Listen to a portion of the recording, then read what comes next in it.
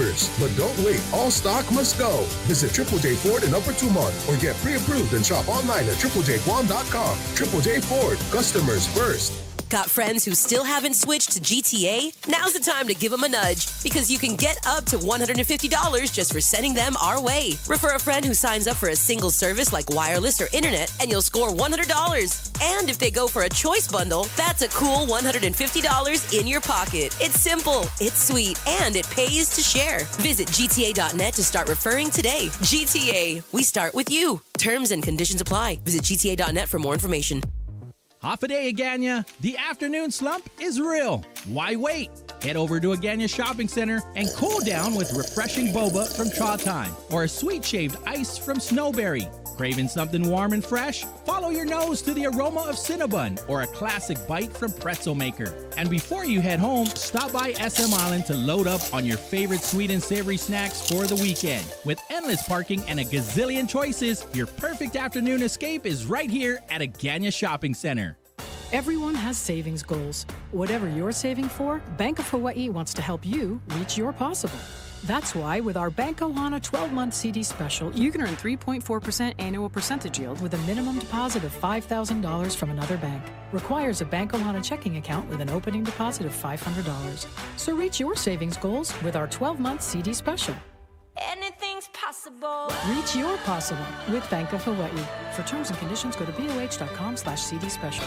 Haganya, get ready. The all-new Cost You Less Haganya is celebrating its grand opening weekend, August 28th through the 30th. Join us Friday, Saturday, and Sunday for family fun, free giveaways, live entertainment, and incredible grand opening celebrations. Experience a fresh new way to shop with more savings, more value, and more what Guam families need every day. Don't miss the Cost You Less Haganya grand opening weekend, August 28th through the 30th. Follow us on Facebook or Instagram for details. First impressions start with a smile. Call the FHP Dental Clinic for quality dental care. Need a cleaning? Maybe a filling or another dental procedure? When you smile, everyone around you smiles. Now accepting new patients. Call 671-646-5825 extension 8562 for appointments. Most insurance plans accepted, including Take Care and GovGuam self-funded. Self-pay patients welcome. FHP Dental Clinic. Our island, your clinic. Tourism is our number one industry. As Guam's largest employer, tourism supports more than 50,000 jobs. In fact, 1 out of every 5 jobs is tourism-related. Annually, tourism generates over $163 million in tax revenue. Without it, every household would pay an additional $3,700 per year. From real estate to retail, tourism has a positive impact on every industry, helping make Guam a better place to live, work, and visit. Support tourism. Brought to you by the Guam Visitors Bureau, celebrating over 55 years of tourism. Wave 105, keeping Guam informed, inspired, and in the conversation. Glimpses Media.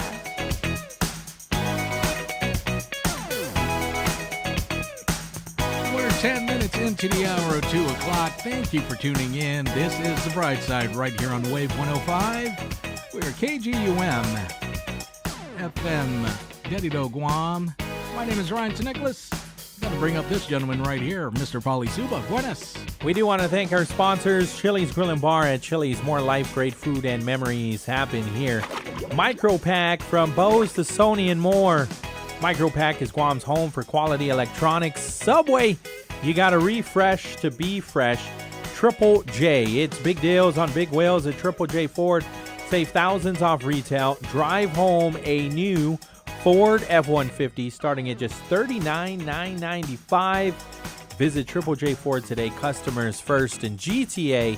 We start with you.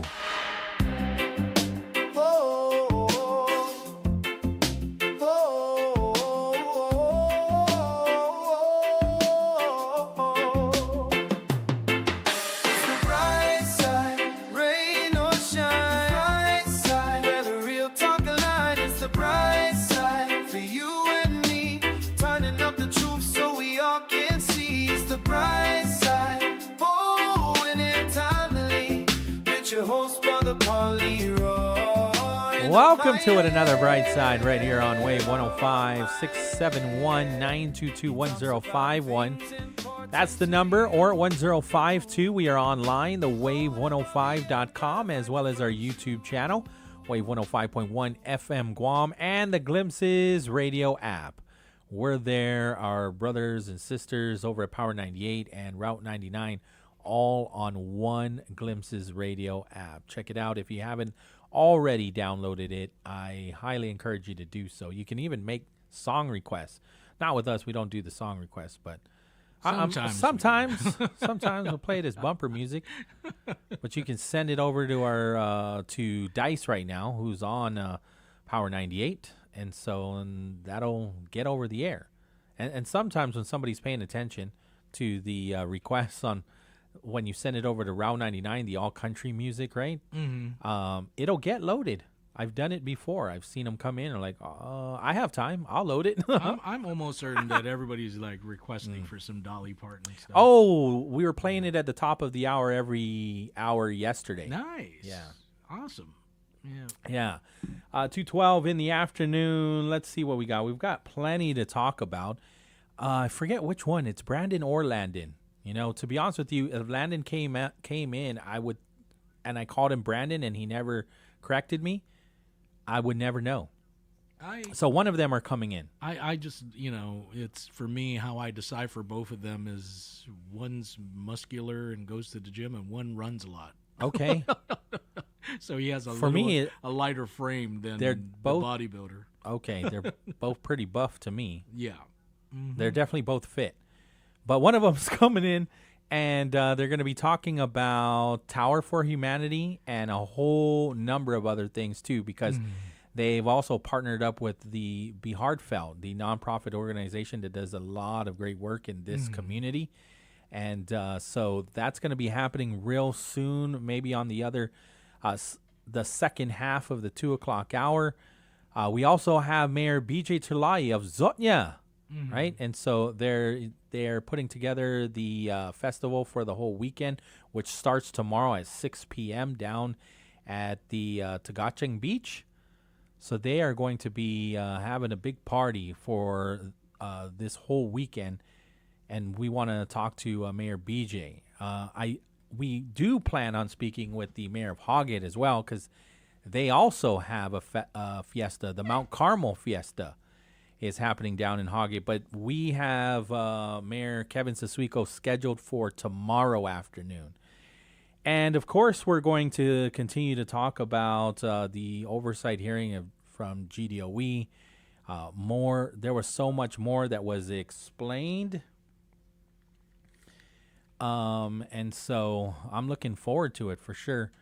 And then this morning, there were two bills that were discussed. One on providing money from the tax amnesty program, from a tax amnesty program. Mm-hmm. The proceeds would go to GMH. Again, they're asking for money? Always asking. You have to, right? I mean, that's our only public hospital that, people will go in and it's our only sinkhole, go to the emergency room and then unfortunately can't afford to pay or can't pay any at all. I mean, we saw how much they had to forgive. Yeah, $70 million, and nobody said anything about it. Yeah. And then I'm sure there's so much more to talk about. Like this, we'll start the show with the two press conferences that are actually it's one. Well, I guess it's two press conferences or one press conference, and they're talking about two separate issues. This is the Attorney General. Okay. So Attorney General Doug Moylan is scheduling a press conference today at 4 p.m. Obviously, we cannot attend. One on government corruption involving comfort cuts. Wow. We know all about that, right? Yeah. And so a grand jury has indicted Christine O'Carroll. Sure. In connection with the comfort cuts and grounds maintenance contract involving the PT Cemetery, Tiguat Cemetery, right? So O'Carroll is charged with one felony count of tampering with public records, 3 misdemeanor counts of official misconduct. The allegation is that while serving as an authorized representative and certifying officer for DPR, O'Carroll allegedly approved or requested payments to comfort cuts that were higher than what the written government contract allowed. According to the magistrate's complaint, the prosecutors are saying the contract allegedly called for $24,750 per year for grounds maintenance. However, prosecutors allege that in October of 2023, O'Carroll signed and submitted a government requisition requesting $4,125 per month or $49,500 per year, which is double the written annual contract amount. According to the indictment, there was no executed contract modification authorizing that increase. And then there are also 3 misconduct allegations that involve back in February of 2023, an alleged $4,950 retroactive adjustment for services from October through December of 2022 that prosecutors say wasn't authorized by the contract, July 2023. A request to process a $12,375 invoice covering 3 months at $4,125 per month, despite the contract allegedly calling for lower seasonal rates. And then October of 2023, the $49,500 annual requisition, despite the written contract allegedly being for $24,750 annually. These, again, are allegations, right? Mm-hmm. And so the indictment, again, means the grand jury found enough evidence for the criminal case to proceed. Mm-hmm. Again, it's not a finding of guilt. Yeah, of course not. And we should mention that this is the local courts, not the federal courts. That's a total separate issue with what's going on in district with the seven, with the PUA deal, right? So this is a total different thing, and I guess AG Doug decided, look, we got enough evidence. Let's present it to the grand jury. If they say go, we'll go. And so it's going to be interesting because, I know that candidate Angel Sablon, when he came in as Parks and Recs director, he looked at it and he was like, no, we're going to cancel this. We're going to stop this, nip it in the bud, and we're going to see where this is going to go because, everything that you said, authorization and raising up the price and, from the allotted amount that they were supposed to, work within, which was what, 24,000? And now it's excess all the way up at 49,000. Yeah. So be interesting. I want to pick now Angel's brain on this. If he's available. Yeah, no, I'll give him a call and see if he wants to talk about it and what prompted him to kill the contract. There was plenty of complaints like, Well, isn't there supposed to be somebody cutting this grass? Yeah, that and then remember how it came about. I mean, a lot of people. It was KOAM, I believe, that broke the story. The news, and it was the grass was overgrown. I mean, you couldn't even find your loved ones to pay your respects, or even just to put flowers or something. You just didn't know. And so, I'll definitely give him a call. I'll try to reach out to him on this, and when he became Parks and Rec, what did he discover? Right. That'll be interesting to know. Right. Yeah. And then the other press conference is regarding abandoned vehicles. So he plans to announce today, again at 4 p.m., to begin pursuing criminal complaints against people responsible for abandoning their vehicles. He plans to explain what criminal laws apply, what penalties people could potentially face, and how criminal enforcement could be used to address abandoned vehicles in neighborhoods and public areas. So, again, that's scheduled for 4 p.m. today at the Attorney General's office in Hagåtña. And I don't have any problem with that.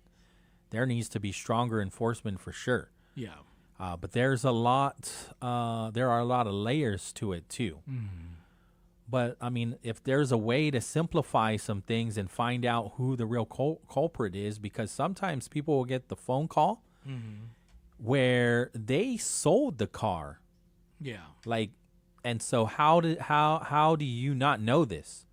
Why are you calling me when I even have the receipt or the deed transfer of property, but yet it didn't go into the DRT system? That's not our fault. Yeah. Yeah. And then even on top of that, right, it's we do pay an abandoned vehicle street light fund. They shouldn't even be calling. They have the money. They take it out every time. Yeah, but that doesn't, I mean, sure, but that doesn't give anybody the excuse to just abandon their trash. No, exactly. Because it is trash. I get it. You are polluting the environment. So just because you paid an abandoned vehicle fee doesn't give you the right to just throw your car to the side and be like, not my problem no more. It's the government's. No, and that is why I kind of like the idea of, who was the one who came up with the idea where if you have a vehicle that you want to get rid of, you can drop it off at this place, and then take the money from that, right? I mean, that's probably the simplest way you can do it. Look, we're taking all abandoned vehicles, don't put it out on the road, bring it to us. Yeah. Right? And then take the funding that is being paid every year when you register your car, and use that fund to, and somebody said that they have to do the compacting, I think, right, where you compact these cars and ship them off, that people. But it's even not that simple, right? Because they have to remove. There's a process when they're compacting these cars and making sure that they're also not polluting and all of those oils and whatnot, right? And you have to remove glass. You have to remove, I believe, even like the chairs and whatnot, the fluids and all of that, all of the upholstery. Yeah, it's not as easy as we think. I mean, because it's just going to come down. Okay, what is the press conference going to do? Like anybody that.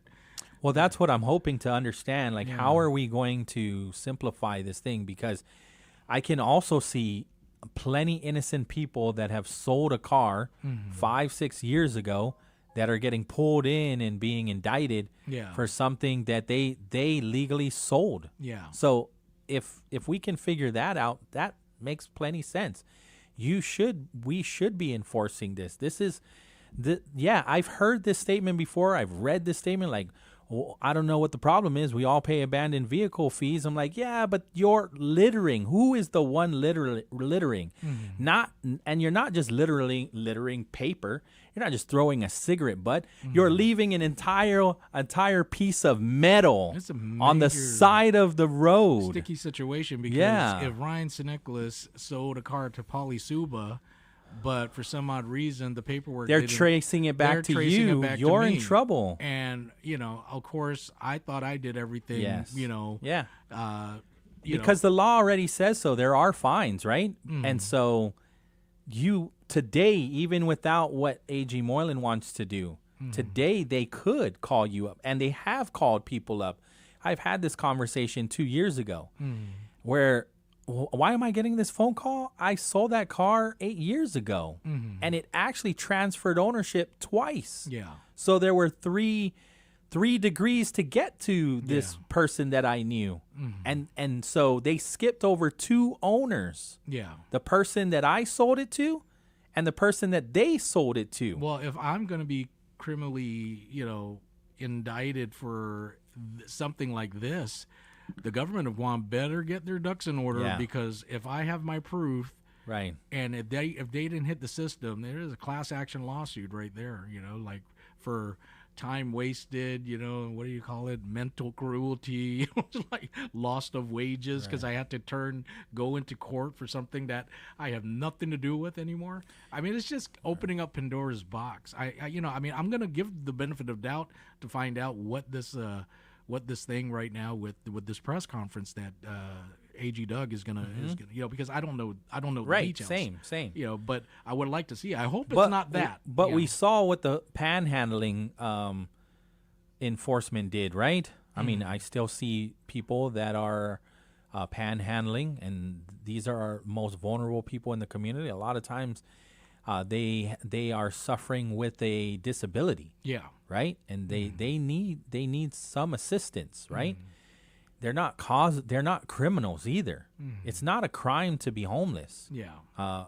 And so we have made it a crime for you to be on the street unsafe. Yeah. However, and asking for money. There is a law that says you can't, but you can if you go through the proper avenue where I've seen it. I've seen people with the form that was signed by the chief of police that allowed you to be there. And you also were wearing the vest, right? But then there are people that are not doing it the right way. But what happens is when you bring them into court and like, well, what do they pay? They're like Dolly Parton, right? Dirt poor. Like, we're going to put fines on somebody that is already suffering extreme poverty? No, I get it. Yeah. The other one too that was really interesting was, again, I'm all for the castle doctrine and enforcing that and educating people on what that means, and also to legally carry. But some of the things that A.G. Moylan was saying, I just didn't agree with. The try to shoot them in the leg, you know, if they're on your property, because you know you don't want to kill them. I'm like, nobody's wanting to kill anybody. Yeah. By shooting center mass. Yeah. Because you're not saying a person with a license to carry knows to never say, I shoot to kill. Yeah. I shoot to stop. I shoot to defend myself and my property. And so the best way to do that is to shoot center mass. That's how you get trained. I think there's no shooting legs or limbs. Yeah, no, the castle doctrine, right, is for me. I totally agree with it, and I commend Senator Tony Ada for even putting this forward, because it was a couple. I mean, this happened a couple years ago when this happened, and you know we see a lot of break-ins, and you know I've seen a lot of videos on social media where even if the camera's there, they're waving and they're smiling in your garage, taking your stuff. But it's about actually educating people the correct way. Yeah. I mean, and so, you know, when I first heard of the law and everything, right, there were like some confines within the bill or that became law that says you cannot defend yourself. You have to, the person has to come in on your property, and even at that, if he's on your yard, you cannot still do anything unless he's in your house. Well, they extended it now. Now they yes, worked I believe it's it out. Senator Will Parkinson that actually I think it was Senator Joe St. Augustine that, including Will. Yeah, they're all of them have partnered to strengthen the bill. To strengthen the bill, because they're like, wait a minute, because if the guy is, you know, across the road shooting at my house, you know, what do you want me to do? Duck? And then he comes closer. I'm like, no, we can't shoot. Yeah, he's not in the house yet. Yeah, no. But if he's on your yard, you Yeah. can now, according to the law. And then, you know, I think there and he's being aggressive. Yeah. It's not just simply like, hey, what's up? Yeah. Bang. No. I mean, it's like the beware of dog deal, right? You post up a sign that, you know, if you're going to come in my property, beware of the dog. No, hey, I got cameras, I got dogs, and I got a gun, and I ain't afraid to use it either. You know, so step in my property, endanger my family, you know, try to like do anything. You have to prove that your life and your property was at stake. Yeah. I mean, the moment, I mean, so when the bill came out, I was like, so what do you want me to do? You know, with this guy shooting across the street into my house, I'm gonna shoot him back, and then I'll drag his butt inside my house, and to say, hey, there you go, I'm justified. So now I'm glad that Senator Parkinson, and Senator Vice Speaker Tony, they came up with this beautiful bill to protect your family, because nowadays, Pauly, people are in your face, man. They don't care. I mean, they like I said, I've seen videos here on Guam where they're walking and they're just smiling in the camera, like. But they don't deserve to die. Of course not, you know. But you know, the mere fact that I don't know them, they're in my property, they're going through my stuff. Oh, you know, I mean, I thought you were just saying smiling in your camera. No. They're in the garage taking stuff and everything, and they're waving. It's like they're blatant. They don't care. You know, and, you know, we already know that there's a drug problem here on the island, and when you need to have that fix, you're going to go in and everything. You don't have the resources, you don't have the money to support your habit, guess what? You're going to start stealing. I mean, look at what happened with the old man just a couple months ago. Yes. You know, the generator payment. Yeah, they went over there. You know, they even called the guy. Hey, where's your house? Da da da da da. Okay, they wanted to look at the generator. Yeah. They ended up, offing the guy pretty much. And and so I'm like, man, if it's getting that bad, where these drug users are desperate. AG Doug is right. Yeah, just educate them properly though. No, because no one ever gets trained to be like, all right, aim for that limb there so they don't die. Yeah. No, you aim to stop. You shoot to stop. Mm-hmm. And where do you get trained? How do you get trained? Well, you aim center mass. Yeah. Otherwise, if you see all the sides and the white around the side, you don't pass. Yeah. You can't get certified. You don't get a license to carry. There's no legs in the target. I mean, I can. There's no dogging in the target. It's front facing. Yeah. More points at the center. I can tell you this much, and it's not to kill; it's to stop. Yeah, nobody's going to say, I was aiming to kill someone. No, you're aiming because you're defending yourself. And I needed to stop the person that was causing harm and could be, and I don't know. I have to act. Yeah, and so I can't stop and ask, hey, are you trying to kill me? No, I have a license to carry. I have my firearm in my home, and it's to protect me. Yeah. And I will use it to protect me and my family and my property. Yeah, and that's how I'm going to cover myself, Beware of dog, beware of owner having a gun, before you step into this property. If I don't know you, you're not welcome. Just beware of all of this stuff. Because I think if I give out warnings like that, if I should ever go to court for manslaughter, really? Bring it, Sorry. No, the because you're warnings were also, I mean, a responsible person too will call the authorities immediately. And even better if you know CPR, because you are not shooting to kill. You are shooting to protect, shooting to stop the aggression. Yeah. And that's how you are trained. I mean, you don't go to a gun range it's like, okay, left leg, guys, left leg. Yeah, I mean, obviously, when you're doing all of those competitions and whatnot, and there's all of that, but that's not. I'm just talking about the basics. Yeah, no, I'm just talking about when you go to the range and you are actually getting the training for basic knowledge.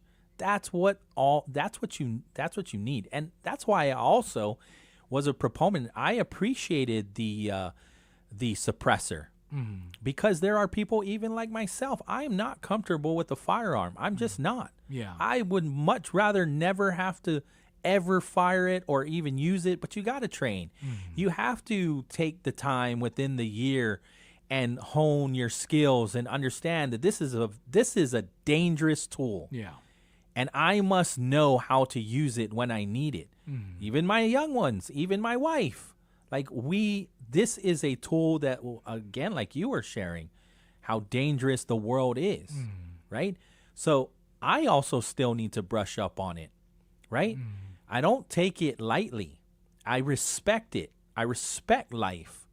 I respect this tool because it can take life. And so when you're taking just the basic training, it's not human nature, right, to hear the loud bang. And so the suppressor makes things more comfortable.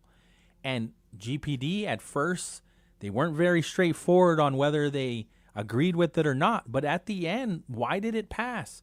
Because it did pass the smell test with the Guam Police Department. However, just like anything else, there needs to be regulations, right? It can't be modified. And these things are not cheap either. Yeah.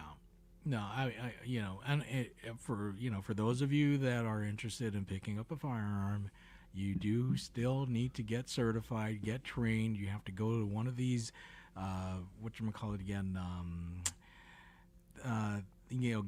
get with a gun instructor and, on how to safely use these firearms, at the fire range and everything. And once you get certified after a certain amount of hours, you get certified, and then you apply for your gun license.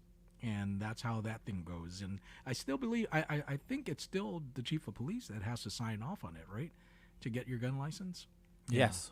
Okay, yeah. So that so there is steps to actually getting, so, we encourage people to go and do it and get that firearm and protect your house, protect your family, protect, because, who's going to argue with that? Right. We already know that we're short of manpower with GPD.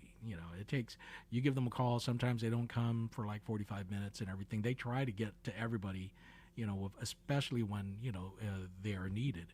But they're spread thin. And if somebody is at my house, I'm definitely call GPD. I'm going to do what I can to protect myself and my family while you're calling and everything. And so this whole thing is I'm just going to wait for Attorney General to see what this press conference is all about, because who knows, maybe we might like his stuff, right? No. Yeah, exactly. I'll give it the benefit of the doubt. I mean, do we need to address abandoned vehicles and people, abandoning vehicles without being responsible and causing more harm than good? Yeah. Then yeah, absolutely. Now, how do we get there? I'm sure we're going to get that information after the fact, because like I said, that it's at 4 p.m. and so I know we're not going to attend. But great news is I can always go back and watch it. Yeah. Because it's going to be available on the Attorney General's Facebook page. So it's going live. If obviously the media is invited to go to the AG's office, you can watch along on the Facebook Live account. Nice. 2:38 in the afternoon. We'll take the break. I did see Landon walk towards Power 98, so I have a feeling he's going to come back this way. Okay. And so we'll make ourselves available to him on the other side of these right here on Wave 105. Got friends who still haven't switched to GTA? Now's the time to give them a nudge, because you can get up to $150 just for sending them our way. Refer a friend who signs up for a single service like wireless or internet, and you'll score $100. And if they go for a choice bundle, that's a cool $150 in your pocket. It's simple, it's sweet, and it pays to share. Visit GTA.net to start referring today. GTA, we start with you. Terms and conditions apply. Visit GTA.net for more information. Need a truck that works as hard as you do? Then head to Triple J Ford's Big Deals on Big Wheels sales event. For a limited time, score prices below dealer cost and drive home America's best-selling truck for 49 years. The legendary Ford F-150 starting at just $39,995. Choose from the rugged XL, stylish STX, or well-equipped XLT. All backed by the strength, capability, and innovation only Ford delivers. But don't wait. All stock must go. Visit Triple J Ford in Upper Tumont or get pre-approved and shop online at triplejguam.com. Triple J Ford, customers first. Haggadah, get ready. The all-new Cost You Less Haggadah is celebrating its grand opening weekend, August 28th through the 30th. Join us Friday, Saturday, and Sunday for family fun, free giveaways, live entertainment, and incredible grand opening celebrations. Experience a fresh new way to shop with more savings, more value, and more what Guam families need every day. Don't miss the Cost You Less Haggadah grand opening weekend, August 28th through the 30th. Follow us on Facebook or Instagram for details. Everyone has savings goals. Whatever you're saving for, Bank of Hawaii wants to help you reach your possible. That's why with our Bank Ohana 12-month CD special, you can earn 3.4% annual percentage yield with a minimum deposit of $5,000 from another bank. Requires a Bank Ohana checking account with an opening deposit of $500. So reach your savings goals with our 12-month CD special. Anything's possible. Reach your possible with Bank of Hawaii. For terms and conditions, go to boh.com/CD special. Half a day, Aganya. The afternoon slump is real. Why wait?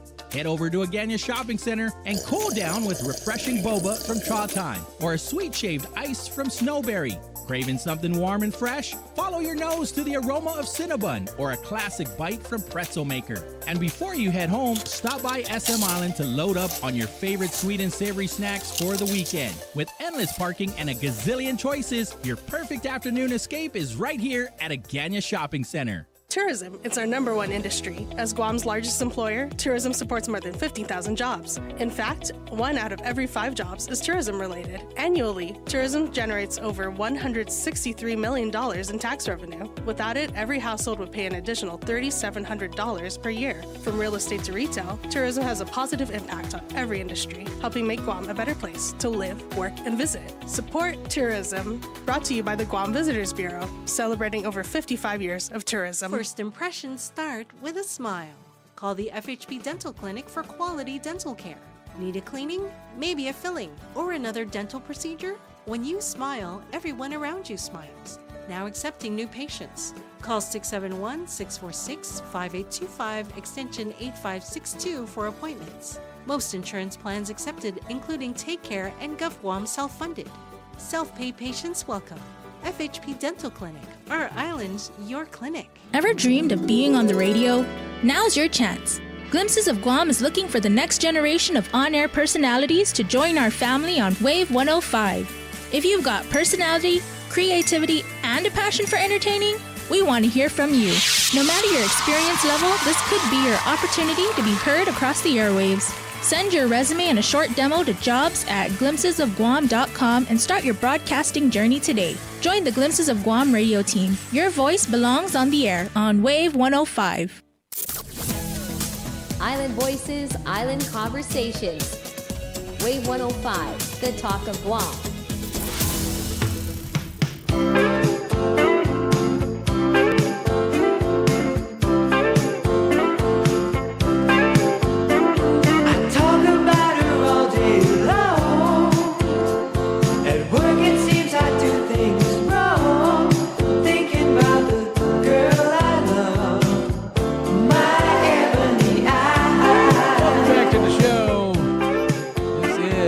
BrightSide right here on Wave 105, 2:43 in the afternoon.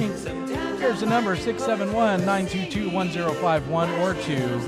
Give us a call. Talk to this gentleman right here, Mr. Pauly Suba. Buenas. Welcome back. Thanks for hanging out with us on the Bright Side. It is Landon. Landon's here. So Landon's going to be coming in as soon as he's finished over there on our sister station, Power 98. In the meantime, though, we'll just tease everything that is happening because there's a lot to unpack, too. Starting with, we can't talk about the Islet Brothers without talking about the weather, right? Mm. So I know that there are some disturbances out there. There's a tropical depression, 20W. It's small and somewhat disorganized tropical depression. And so both of these disturbances that are out there, there's also Invest 91W. They are far to the east near Wake Island, and they currently there is no threat to Guam.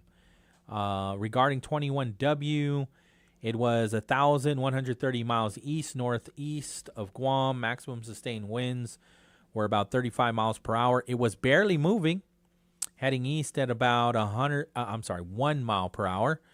It could strengthen into a tropical storm and then move generally northward, but there's also a possibility that it gets absorbed by the nearby Invest 91W, and then it just essentially disappears. Either way, the National Weather Service, in the report that was put together again by Landon, they're saying that 20W poses no threat to Guam or the rest of the Marianas. It will, however, pass relatively close to the Wake Island over the next couple of days. Also, Invest 91W. This one is also near Wake Island and has a good chance of developing. Again, the National Weather Service issued a tropical cyclone formation alert. So it could become a tropical depression within 24 hours. It was about 75 nautical miles northeast of Wake Island this morning and is expected to move northward and then strengthen. Again, it poses no threat to Guam or the Marianas. Wake Island, however, can expect showers, thunderstorms, and gusty winds. So there is a probability, though, that we're going to still get some rainy weather, which I don't mind. As long as we're all, alert, right? Because even though we don't have the storms coming our way, we're still affected by the high surf, the rip currents, the flooding. We saw that yesterday morning. And so all of that is still very dangerous, right? So we could still get some rain. It says that the National Weather Service says that we could still be experiencing periods of showers, thunderstorms, gusty winds from time to time. Some of the heavier showers and thunderstorms are currently around Yap, Palau, and then also the Northern Marianas. But we are still going to pay attention to all of that. And thank goodness that the National Weather Service Teason office is always staying on top of that so they can update us when things start to become even more serious.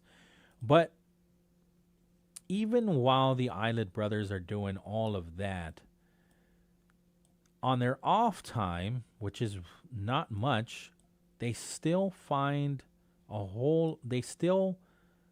use that time to give back to this community and so many others too. So I have a number of events that are coming up in the month of September and even October. And September is just next week. That's craziness. Yeah. Right? So Tuesday is September 1st. And now you're making me think about Christmas even more. Yeah. Yeah. Which isn't too bad, right? So in partnership with Be Heartfelt, they're also doing the Cans for Humanity. I know you were talking about that earlier too, and that's pretty fun. And it goes to a great cause. So Cans for Humanity is basically to help stop hunger. It's a Hunger Action Month rally, and it's on Saturday, September 5th at the Micronesia Mall, 10 a.m. to 5 p.m. The official rally is from 2 to 4, and so the call to action is join us as Guam comes together to raise awareness, collect food, and help feed children facing hunger. And you'll also be able to see the Islet brothers complete their Twin Towers display. Landon and Brandon Islet, double Guinness World Record holders, I remember that, are partners with the Be Heartfelt for Cans for Humanity. And so I was hoping to get even more information on how that all works out. But this goes all the way into October, right? So the 4th annual Cans for Humanity Guam competition is on October 10th through the 11th, again at the Micronesia Mall. And so businesses, schools, churches, military groups, clubs, organizations, families, and friends are all invited to form a team. Teams collect canned foods and then use the cans to create an original construction structure. After the event, all food collected will support Be Heartfelt food pantries and weekend meal packs for children in need.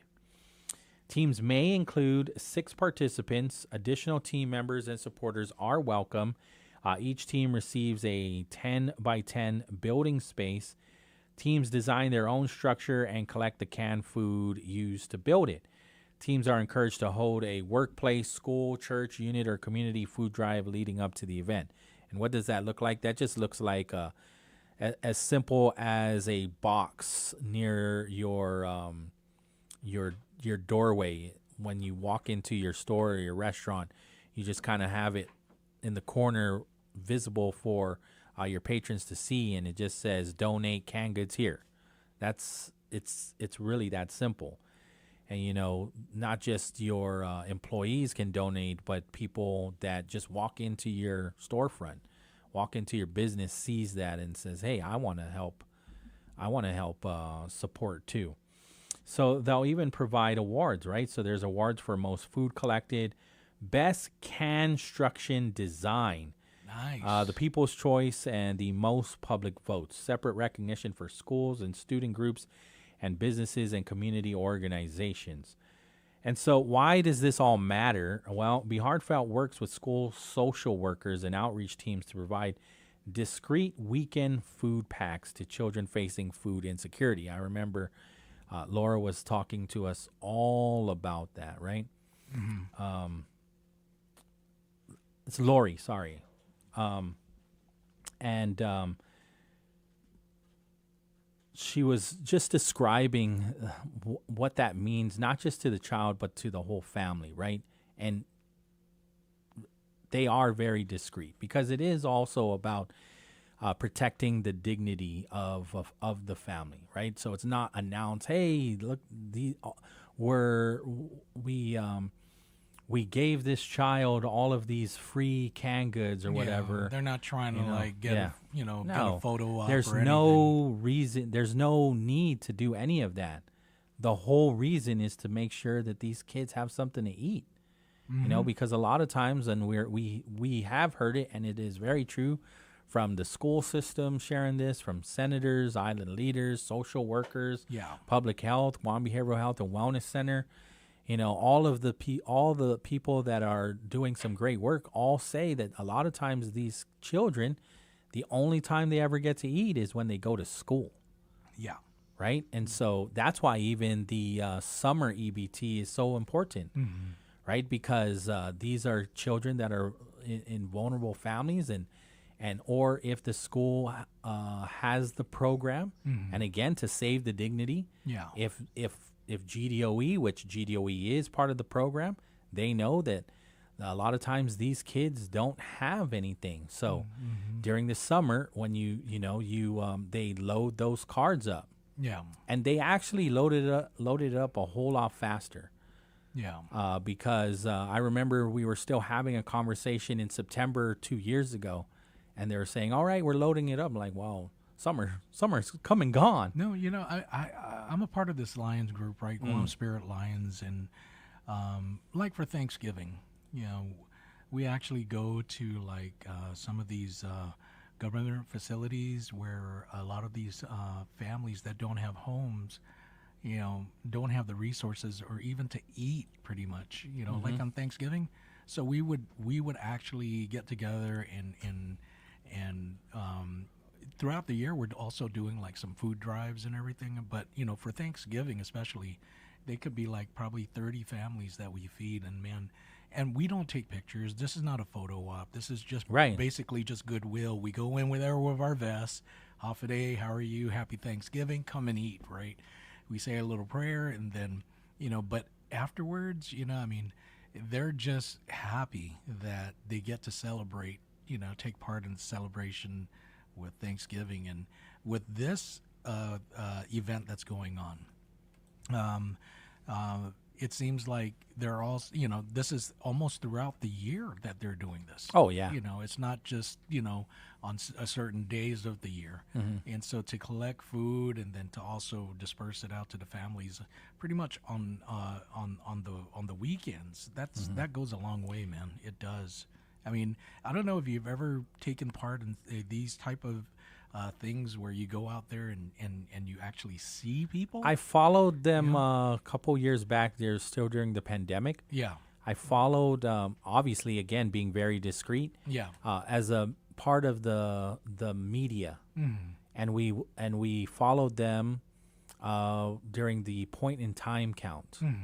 And so they knew exactly where these individuals were, right? They've identified exactly where they live, and a lot of times it was more so substandard living. I mean, yes, there absolutely they were houseless. Yeah. But even just seeing the people that are living in substandard housing, it's terrible, right? No floor. The tin roof. They're exposed to the elements. Sewage rain, system mosquitoes, is not. Everything. Yeah. Sometimes they're actually in a tent. I remember when I was with Catholic Social Service and we were doing the head count. We actually went to the rivers right near Ganu Pool and everything, and there was nothing but families there. You can't see it because of all the sakati and everything, right? The sword grass. Because they're also trying to protect their dignity as well. Exactly. And so, we try to assist them, let them know that there's programs out there that can help them. We give them a couple canned goods and, pretty much, some provisions pretty much to, to survive on, and we try to tell them, look, man, there's programs that you can get on. Let's try to help you. We go out there with the social workers and whatnot, and we do the head counts. And so there is a major problem with people that do not have homes and people that don't have the resources for food. So this thing that Brandon and Landon are doing is a great thing, man. Well, yeah, that's really even just one of it, right? Because we haven't even talked about the Twin Tower build. But again, the construction, right? It's a unique way to bring the community together. So you're donating these cans, but then you're also building your own tower, right? And you're trying to see, again, how you can do this, how you can construct all of these cans into a tower that's unique and most creative. Yeah. And then obviously doesn't fall over. I want to try to do the Laddie of Freedom. You ever heard about that? The Laddie of Freedom? Yeah. It's down in Hagåtña. No. This, so the Laddie Stone that's on Adelup, right? Yeah. It was Governor Berdallo, right, that Ricardo Berdallo, that had this idea of putting the Laddie of Freedom. Isn't that called the Laddie of Freedom? It is, yeah. but more of that's just a scaled down version of his idea. I think I saw a design where it's a building, right? Yeah. And it's almost like the Washington Monument where you go up. Yeah. And then at the top, you're actually. You actually look down from the top of the Latte, right? Yeah. So Governor Berdallo has always been known as the dream governor, right? I mean, he just thought big and and put that Chamorro pride. And from what I understand, it was actually supposed to be built, if I'm correct, over there at Two Lovers Point, or on that flat area. Okay. It's almost like the Washington Monument, how it's just flat, right? And it's on top of a hill. It's the same thing, the same concept.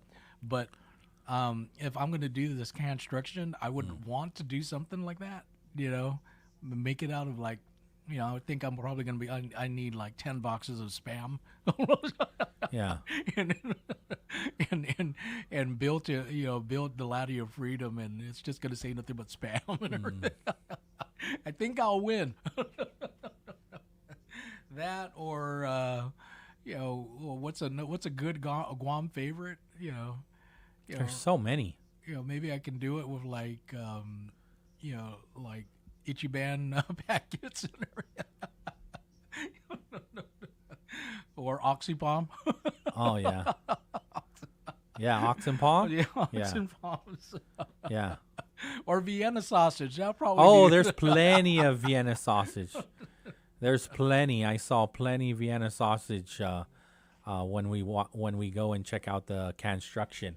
But there he is, KGUM FM in Dededo, Guam. Thanks for hanging out with us.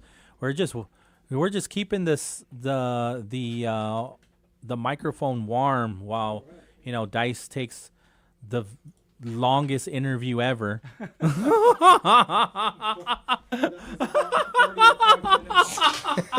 But there's plenty to talk about, right? Do you mind? I'm just going to hit my sponsors, though, at the top of the hour. So no worries. We do want to thank Subway. You got to refresh to be fresh. Micro Pack.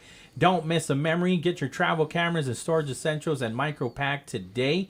Triple J. Big deals on big wheels at Triple J Ford. Save thousands off retail. Drive home a new Ford F-150 starting at just $39,995.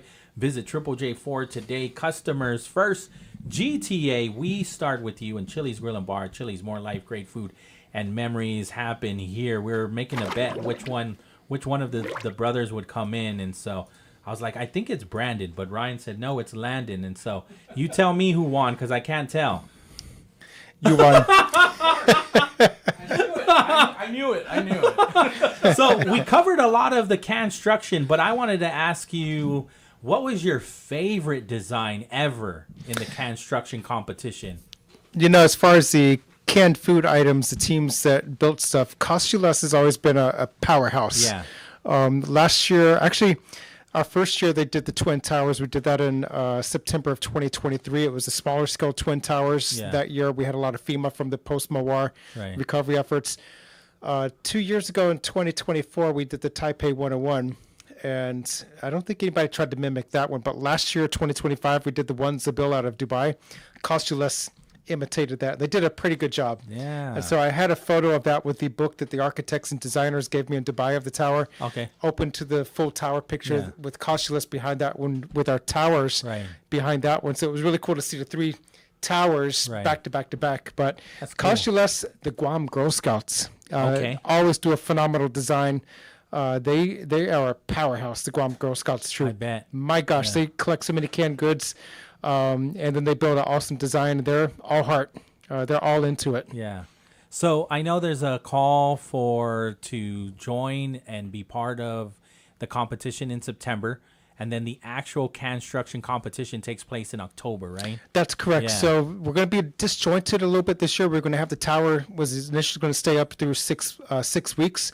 But because of Sinlaku, the mall had to change some of their scheduling and stuff in the spring. So now we have several events going on in late September. So the towers are going to come down on the 21st, but then we're going to have the the Cans for Humanity event in mid-October. Okay. So we're going to be a little bit separated, Yeah. but the effort with the Tower for Humanity is going to continue with the canned food drive and raising awareness for childhood hunger. Yeah. And the efforts to be We're just heartfelt talking with the about that. Cans for Humanity and Right. the Hunger Action Month rally coming up in September. We're also focusing on National Preparedness Month, which is also September, Yes. focusing on preparedness, emergency disaster kits, being ready for all hazards. And we're going to partner with Homeland Security to host an outreach fair on the 19th. All right. Yeah. And so, I mean, we also are grateful to have you in today because you're going to start the Twin Tower build in just 2 days. Yeah. Yes. Saturday morning, we're going to get started. We're going to break ground at the Micronesia Mall Student Court on the Twin Towers to remember the 25th anniversary of the terror attacks. We have this tower scaled to 25 feet by the tip of the spire on the North Tower. So it's going to be our largest project by quite a bit. Yeah. We're going to be having over 115,000 logs, which exceeds all of our towers so far. Did you have to acquire more? Yeah. This time around? Yeah. Oh, yeah. Okay. All of our towers seem to have that problem. Because I feel like you never have to buy another one ever again with how many times you've done the build, but you're basically upping your game every year, right? Yeah, I'm upping the game every year. Our towers are getting bigger and more challenging. Sure. Last year was probably the most challenging. Yeah. With the cantilever, we just couldn't quite mimic that one compared to the real life tower in Dubai. Still impressive. But still impressive. The Taipei 101 we did in 2024 Right. was challenging with that cantilever going out. Right. So some things are just difficult to do with Lincoln logs, but we make it work. You're the reason why they stay in business, I'm telling you. We always need more. We always have that problem. We run out of logs, but by most conventional standards, it's a near infinite supply for most people. Yeah. And so, I mean, I wanted to talk about the opportunity to even work alongside you, right? So you're looking for more volunteers? Yeah, we're always looking for volunteers because we have some 80,000 small blocks like that makes up the columns and the windows on the towers. Okay. So we usually have volunteers come on site at the shopping center of the mall, and they put these little blocks together in stacks, and that goes into boxes that they hand to us, and then we pull out chunks of blocks and put it on the tower. Makes the building a lot faster, but we're going to do it a little bit differently. We did a test tower at the Anderson Elementary School for a project back in March, and we were trying different dimensions of a tower just to get a feel for how the towers this week would go up, because I needed to run some numbers and calculations on strategy and blocking patterns. We got a pattern that works, and I think we're going to have our volunteers work a little bit more involved with the tower. We're going to be building up chunks of sections, so it's going to be like where you take mobile homes and they're already assembled, then you just place them together. Yeah. We're going to be doing that to some degree over the next week or so. We're going to start building on Saturday, and we're going to be building all day, every day during mall hours from Saturday this weekend till probably September 8th or 9th. It's going to be a good 10, 11, 12 days of building. Oh, yeah. I remember even on the when you were doing the whole Guinness World of Records and whatnot, right? There was a timetable that you had to complete, right? And so it's not that stressful. Like you get to go away when the mall closes, or are you still going to have to be in there when the lights turn off and all of that? Yeah, Guinness was complicated because you had different rules and regulations, and there's no time constraint how long it takes, but we were crunched because I had to be off island for a work trip. Okay. So we were planning on having volunteers assist, and we were going to be building in 3 days. But because of the rules and regulations, only one block could be put on the tower by one person at a time. Yeah. And that threw everything out the window. So we expanded it to a 7-day building. Yes. We were racing the clock. We had friends singing karaoke in center court Yeah. during the overnight hours we were working. We're not going to have that this week, but if we have a typhoon threatening the islands, we're going to have to suspend building and go to work through the threat. Hopefully that does not happen. Well, there are two, but I read that to our audience as well. Yeah. And so for us, that's not going to have any threat, right? Correct. However, you're looking at Wake Island, right? Yeah, Wake Island's going to be dealing with some peripheral effects Yeah. from that Tropical Depression 20W and probably Tropical Depression 21W. Okay. It should be warned on by now by the Joint Typhoon Warning Center. So Got it, yeah. 2 depressions out there, no threat to us. Got it. And so back to the Twin Tower build, you're also looking at ways where people can support through sponsorships and donations, right? Not just the volunteer, right? So there are Correct. many ways to support. Yeah, we're going to be partnering with Be Heartfelt, the local food drive charity that serves children in need on this island. Right. So people can go to her webpage. We're going to have probably QR codes for people to scan, and they can donate via PayPal. Otherwise, we're going to have food drop boxes around the mall at all the information booths that people can drop canned food items to those booths. We'll collect those at the end of the day every day and bring them to the center court site, and we're going to use those canned goods to stack the remainder of the World Trade Center property, which was towers, World Trade Center 3, 4, 5, 6, and 7 that were also collapsed during the terror attacks 25 years ago. Right. So we're going to use those canned goods to stage those World Trade Center complex towers, Yeah. and then we're going to send those to the pantries after the Cans for Humanity construction competition in October. But people can donate on site. They can donate online at Be Heartfelt on Facebook or Instagram. But lots of ways that people can get involved, but also volunteer. Right. Next year, we are anticipating breaking our Guinness World Records. And so we're going to Okay. have a Google form for people to scan and sign up if they're interested. 18 or older, that's our requirement with Guinness. But people can scan, get their information if they're interested in being a witness or part of our project next year for the Guinness World Record. We're going to be collecting beat your information. own record. To beat our own record. Nobody's beat it yet, Right. so we're going to up the ante just Is there a a little bit. competition? Are you tracking anybody that's trying to do that? You know, we when we did our record back in 2022, an organization in Utah got wind of some information about a group out of Utah, and Okay. they broke the record in right before us. And so they were listed as the official record holders a month before we were certified. Okay. So they had it for just a short bit for the Are they largest. upset? They were probably upset. The irony of it, we have 8 cases of their logs in our collection. Okay. Because we bought them on eBay. Wow. So they had their logs. When I found out about them and their construction, I knew they had the largest record unofficially, and they're waiting to be certified. But they were selling their logs on eBay for fundraising with Toys for Tots. Okay. So I started putting in some bids, and ended up getting 8 of their cases. And I started interacting with one of the sellers, and I was just fishing. I was like, my little nephew is interested, and just fascinated by the projects. And y'all think you might do any other records? And what'd they say? And they say, yeah, we're actually working on getting one for height, and we may do another one for unofficial largest collection. Okay. So it's like, okay, there we go. So at that point, we were doing our test tower in my house in early 2021. So we expanded. Right. Got more right. logs. So I fished Are you tracking for the them information. now? I've been tracking them loosely, but Yeah. I don't see any attempts to break any records. Nobody's broken our records yet, but Right. we're going to do it anyway. It's been 4 or 5 years. Wow. And we'll be out of El Nino season? Because how the heck are you going to do that with all of the chaos happening all We over? will be out of El Nino most likely next year. Okay. So we can relax on that. Hopefully, no Right. promises. For an instant neutral, it could still be an interesting year. Because even saying that, we are in Typhoon Alley, right? I mean, Correct. that's what we've been having this conversation for years now. That El Nino or not, we're not. We are. We always have to placed watch. geographically Yeah. in an area that we're always paying attention. That's why we even have typhoon season and preparedness month and all of that. Since we're on breaking records, I mean, have we broke records as far as the strongest, as far as winds are concerned? I've not heard any records being broken by strongest, but we had some powerhouse storms. Of note, we've had 3 super typhoons this year. On an average season, we average 4 to 5 super typhoons a year. 1997, we had 11. Wow. So that was a powerhouse year. 1992 was another powerhouse year. I think between August and November of 1992, we had 7 tropical cyclones pass very close to Guam. And so have we had busy years before? Oh, absolutely, yes. Actually, Pauly and I, when you guys came out with, we're probably going to be hit with like probably 6 or 7 storms. I'm like, okay.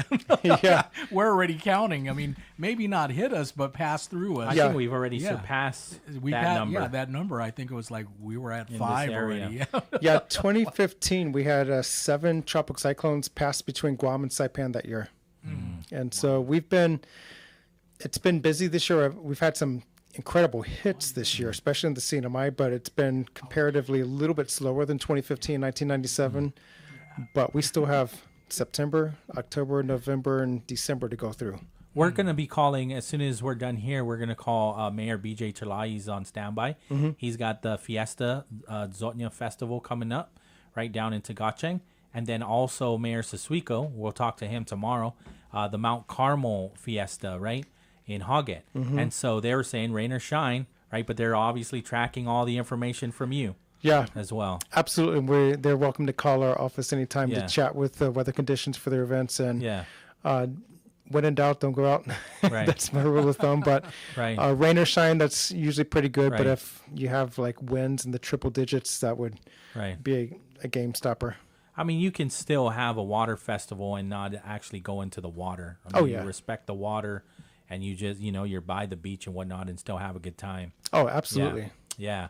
Is there anything else that I might have missed? I know Dice covered it all. So yeah, it's going to be an interesting time, and definitely follow us on Facebook and Instagram. Tower for Humanity. We're going to be putting information out on those pages as well as on the Micronesia Mage, Micronesia Mall social media pages.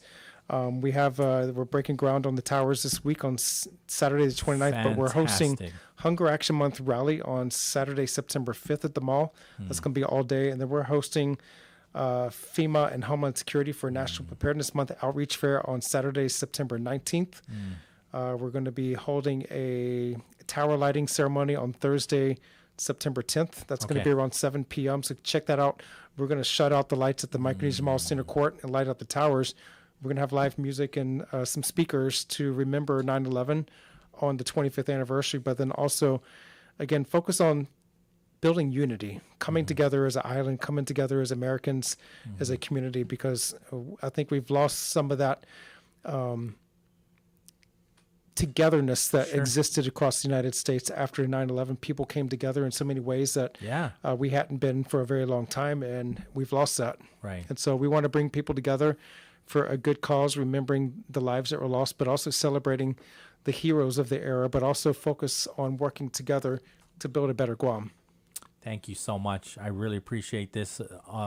You, your brother, and all of the people that you are partnering with. Be Heartfelt is an amazing nonprofit organization. Some beautiful people that we continue to assist. And so thank you so much. Yeah, thank you so much. And if you're interested in being a team, a food drop site or a team for Cans for Humanity in October, reach out to us on Facebook. Reach out to Lori at beheartfelt.com. We'll get you signed up because we want more teams to participate, especially at the mall. It's going to be a great front and center. We're going to turn the Micronesia Mall Center Court into the Guam's living room. There you go. It's going to be one big family. So come be a part of it. Be a team.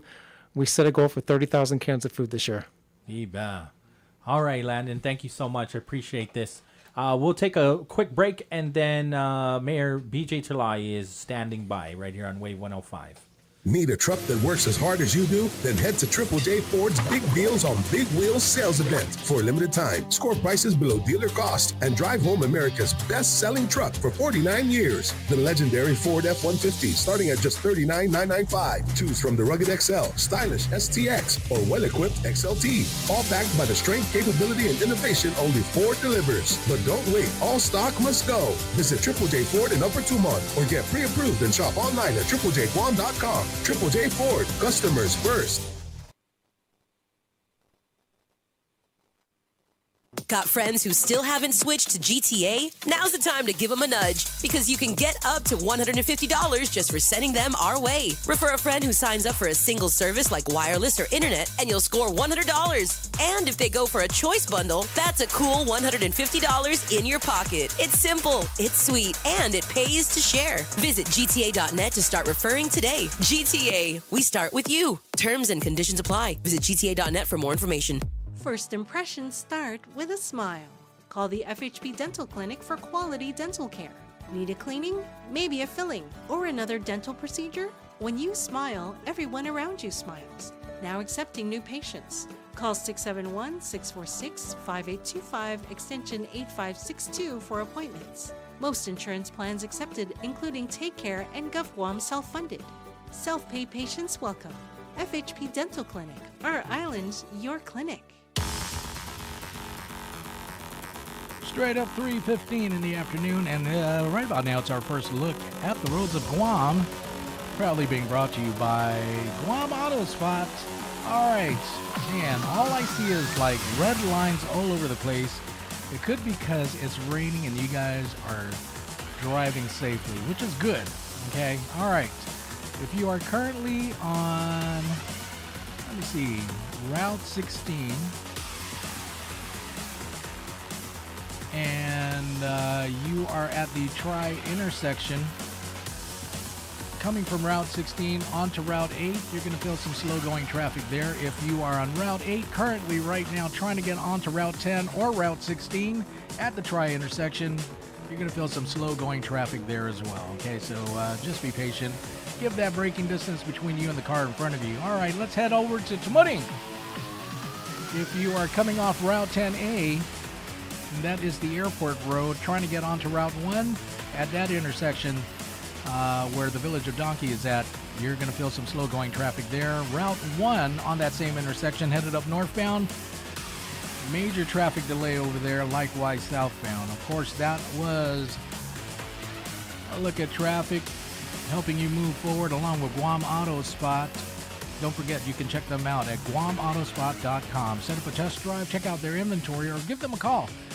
671-478-AUTO. Gonna take us for a little break. When we come back, more of The Bright Side right after this. Half a day. I'm Clint Rigel, and I'm running for senator. If you're looking for proven, effective leadership, vote for me, and let's grow Guam together. I'm Clint Rigel, and I approve this message.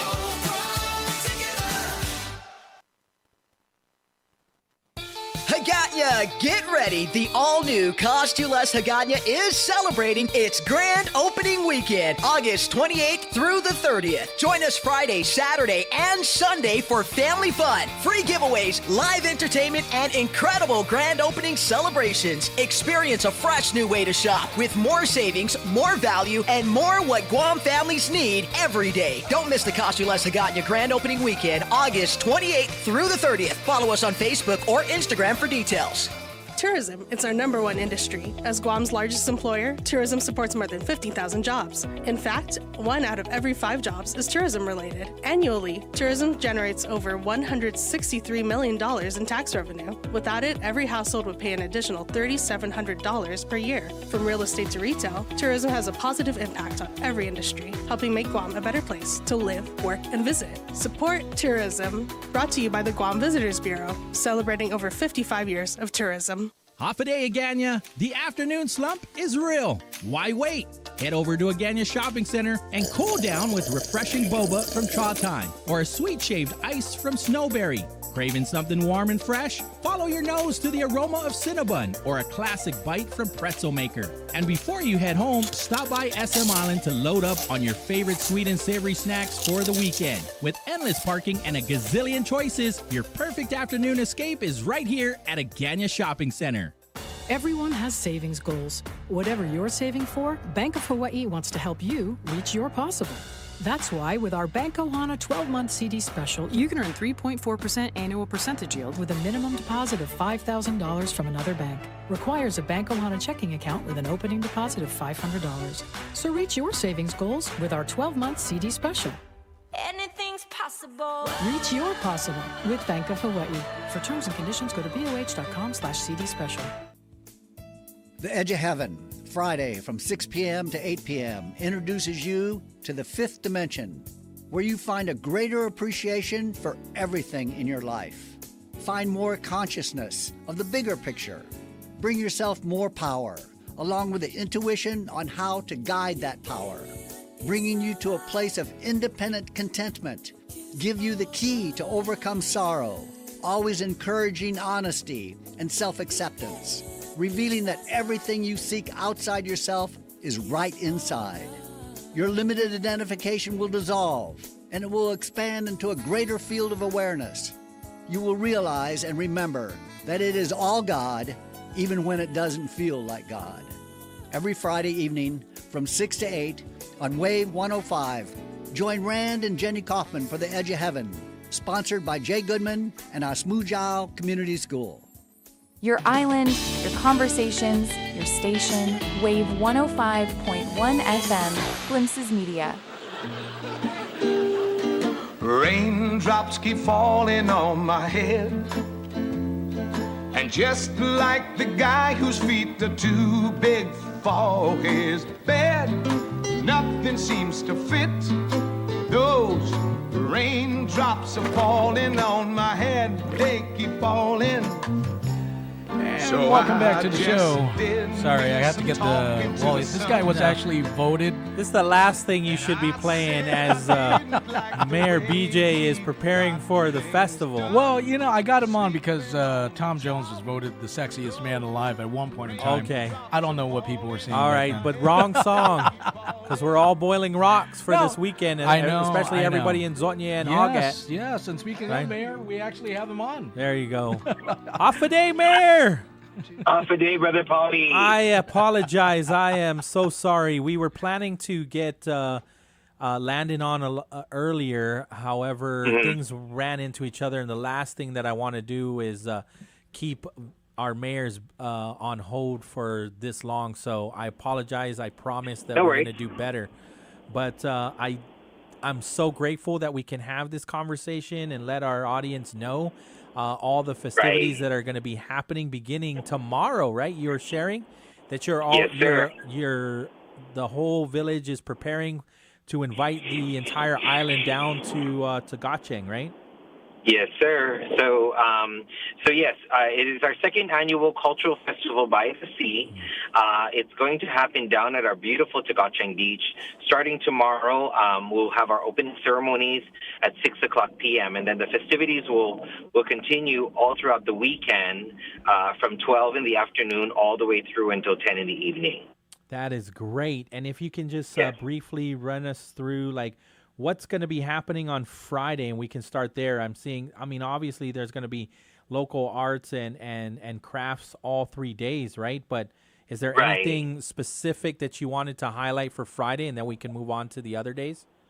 Well, Friday, so we have, of course, our opening ceremonies, right? So we wanted to try something different. And, the whole purpose of this festival is to bring our cultures together, right?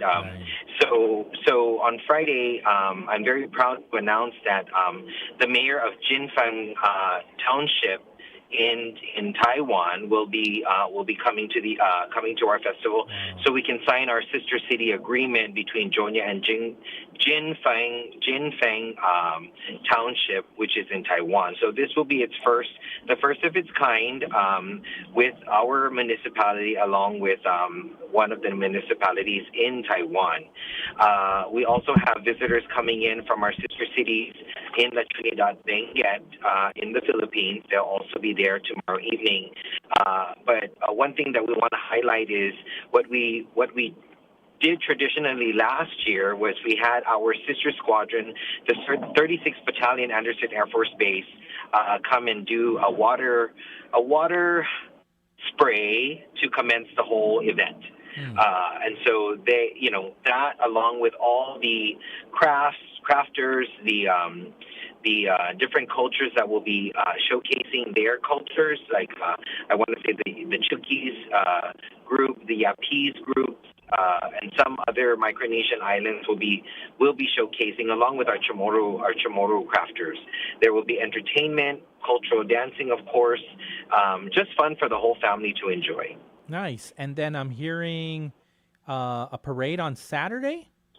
Right. So this Saturday, the 29th, will be our second annual Jonya Cultural Festival Parade. Okay. And we invite the community. We're having, so the highlight of that parade is our trailer decorating competition. Okay. So it's all in good, and all in good feeling to bring our community together. This is just my way and our office's way of trying to build our community up, and bring our community together. So we're inviting our community to participate in decorating their cars and their trucks and their side-by-sides, but also we have a trailer decorating competition that will also take place that morning at 11 o'clock a.m.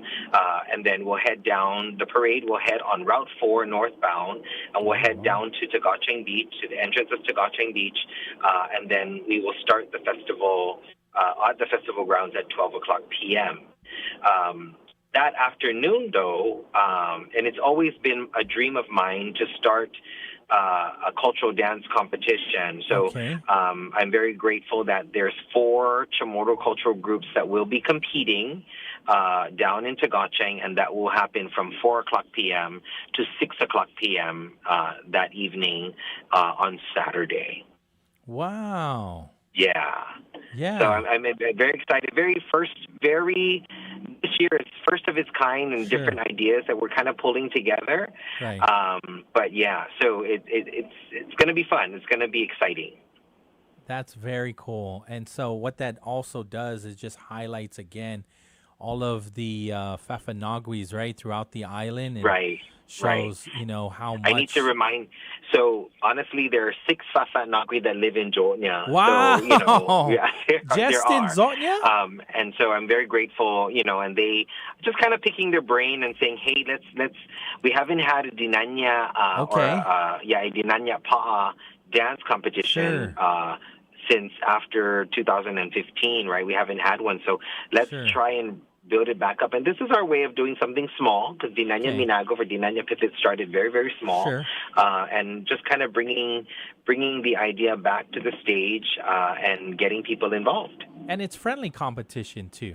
It is. Right? It is. And so, the barter between the cultural dance groups that are competing is that they're going to be able to have a booth of their own to sell their crafts and showcase their crafts out to the community. That's beautiful. Remind me, what time does the competition start, and when does the award ceremony take place, too? So the competition will start at 4 o'clock p.m. and it'll, we're giving it a 2-hour time frame from 4 to 6 in the evening. But then the awards will not happen until Sunday, which will be our culminating event down at the beach area. So Saturday will be the competition, and then Sunday will be the awards. Just to kind of bring everybody back and kind of culminate the event, closing off the weekend. And then you're also doing the first ever barbecue parrotfish competition? Yeah, so that was an idea. So all the southern mayors, we always gather and support each other's events, right? And so last year, I've always gone down to the Maleso Crab Festival. And so last year, I went down and I noticed that Mayor Champaco did a Ka'it Panglao tasting competition, right? And so I said, I want to bring something like this to Doña, but what can I do? And I remember when I was a kid, my dad would always do tininungguihan, or barbecuing fish on the beach, and so last year when I was talking to a lot of the Doña residents, they're like, Mayor, can we put up a small little barbecue pit and just hang out with our family? So that's the whole concept, right? The whole concept of this festival is just to bring the community together and make it look like it was a Sunday or a weekend at the beach. And so, I talked to the staff, I talked to the Municipal Planning Council, I talked to the committee, and I said, hey, why don't we do some sort of barbecuing fish, something that we can bring in the idea of the ocean, right? And so my favorite fish is the parrotfish, which is the lagwa. So I said, hey, why don't we do that? And so, we have a very good response from the community. So hopefully a lot of people come out, to participate in this event. Correct me if I'm wrong, $300 is on the line. Right, okay. Right, yeah. And so how do people, do they get a hold of the mayor's office and say, I want to I want to participate, I want to be in the competition, do they have to find their own parrotfish and bring it and have it already grilled? Yeah, so what it is they would just call our office, and they, this is our first time, right? Yes. So of course we're gonna have to step back after this year and look at it and say, okay, what can we do better, right? So what we're asking the community to do, and you don't have to be from Doña, okay, but you can call our office and say, I would like to participate, and then at least we can get your name down and we can give you all the perks and all the necessities that you would need to follow in order for you to be a part of the competition. That's great stuff. And so, I mean, and make sure you come down, Pauly. I will. You can taste the food. Absolutely. And so it's wonderful to also see, and maybe I just haven't been paying attention, but it makes sense that your mascot is a carabao. We all know the landmark carabao in Zotnya, but I've been seeing this carabao mascot lately on my TikTok. And so who is this carabao, and what's his or her name, and when did this happen?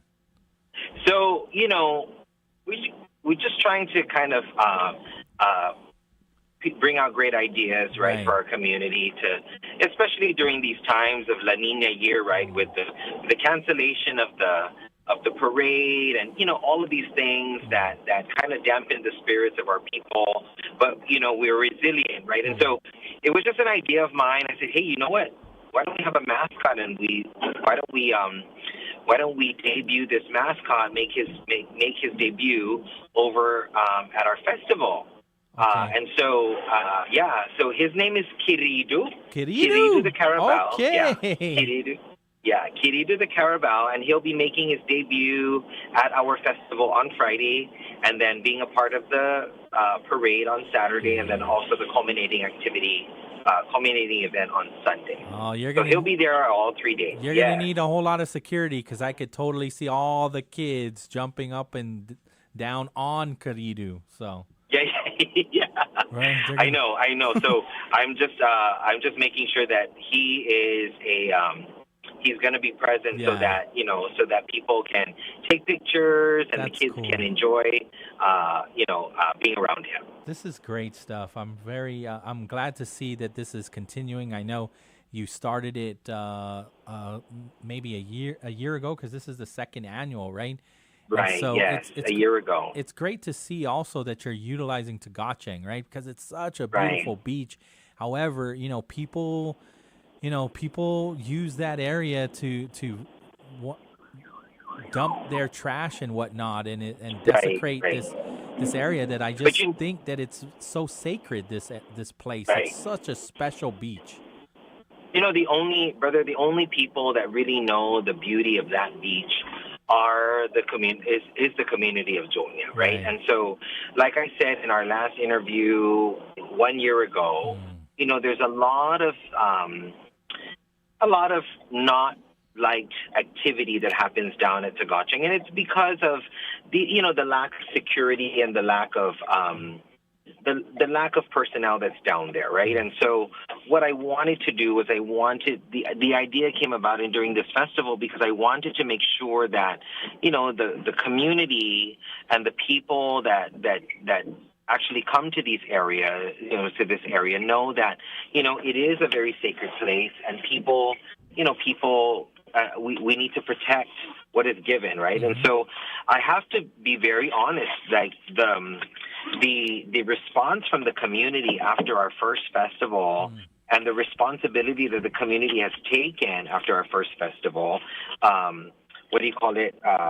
has been very, very good, and I'm grateful that our community continues to take ownership, and it's like a ripple effect, right? So you throw a pebble in the water and it continues to ripple, and people will catch on. So eventually, as we continue to move forward, we have, at least the idea has started, the responsibility has started, and now everybody has taken ownership, and I'm very grateful for that. And so I want to thank the people of Jonia for continuing on their responsibility in taking ownership of not only Tagachang Beach but everything else that has been afforded to us by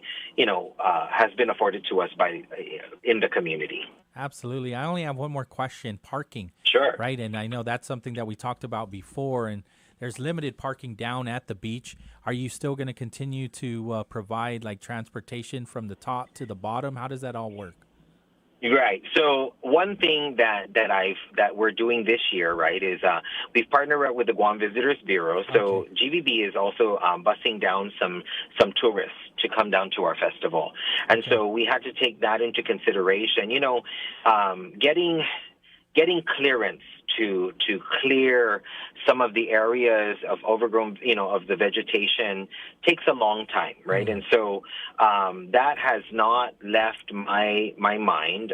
Eventually, what I want to do is to clear a little bit of the land so that we can provide for parking. And so I have to go through the proper channels to make sure that we follow the law. But in the meantime, we're going to continue moving forward, right? And so we do have traffic control in place. And what we did was we cleared the sideways of the roadways moving forward or moving into the festival the festival grounds so that people can park. These traffic controllers, personnel, have been advised to make sure that people park correctly, and the traffic flow is easy as we move in and out. We do have 7 side-by-sides that will be available for when people park, and we can transport them from the festival grounds to their parking areas. It's like its own ride. It's like getting on a whole nother ride, so... getting there and back and up. So people think that once you enter from the main road to Tagachang, it's just a short walk. No. It is a very long drive down to. It's a beautiful drive, by the way, but it's very long down. It's a quite a distance down to the Tagachang Beach area. So we've our committee our staff and our committee last year we stepped back and we said, hey, if we don't get the clearance to clear for parking, what is our plan B? And so we moved on to plan B, and we're able to identify some areas where people can park, but we know already that the areas are far, in distance from the campground. So we were able to secure side-by-sides, which will be operated by our staff and our committee members that will be able to transport our patrons to and from their parking areas. Like I said, it's its own ride. It's like its own separate activity, right? So don't let that stop you from going Friday, Saturday, Sunday, so many festivities. I would like to direct our audience to the Zotnya Mayor's office Instagram, because it's you yourself and Karidu are inviting.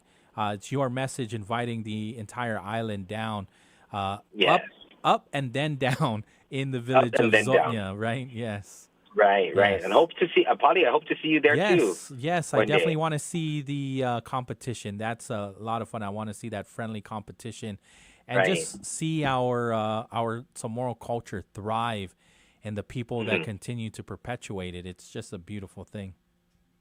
Right. It's an awesome. I'm excited. I'm kind of nervous, but I'm also excited at the same time. From the response from the community is just so great, right? And so it just continues to, their responses, their positive responses have continued to push us to move forward. And I'm very, very grateful that the community of Jonia has been very, very staunch in their participation and their resilience to continue to move forward in all of our plans. So, this is just one of many, many events that happen in Jonia, but this is the largest event that we have. Right. It's not easy to put an event like this together, and it's not lost on me. All the mayors doing such a great job of putting together their own festival and thinking outside of the box, not just for your residents, because your residents do deserve this morale activity, right? I mean, that's what builds a healthy community is events like this that build camaraderie, build up morale, but you are providing something to do for the whole island. And so that's what sometimes people are saying, man, there's just not enough things to do. However, when we look and we see what the mayors are doing, you are part of the solution. So whether or not a big crowd shows up for the second annual cultural festival, you're doing this all for the right reasons. And I just want to continue to thank you for those efforts, because again, it is not easy. Oh, I appreciate that. And I think I speak on behalf of all the mayors that have put something together one way or another to benefit not only their community but the whole island.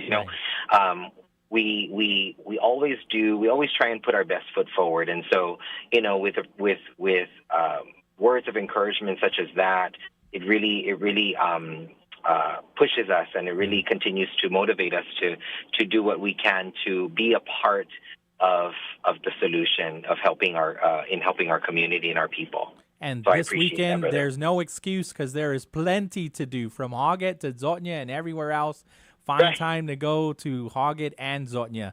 Thank you so much, Mayor. I appreciate you so very much, and your team over at your office for putting together an event such as this, and just continuing to take care of the residents of Zotnya. Thank you so much, brother, and I look forward to the people of Guam and the people of Zotnya to come down and celebrate with us in our second annual festival. There you go. All right. Take care. All right. Take care, brother. Be safe. 3:42 in the afternoon. You want to, let's go check out how the roadways are in the village of Zotnya, right? Helping you move forward on this Thursday afternoon. That's Guam Auto Spot. 478 Auto is the number to call for you to set up a test drive. And if you want to check out their inventory, that's GuamAutospot.com. Let me see here. My app is acting up again. Let me reset my handy dandy Glimpses Media traffic app here. I'm all turned around here. Looking at the village of Zotnya. Let's do it.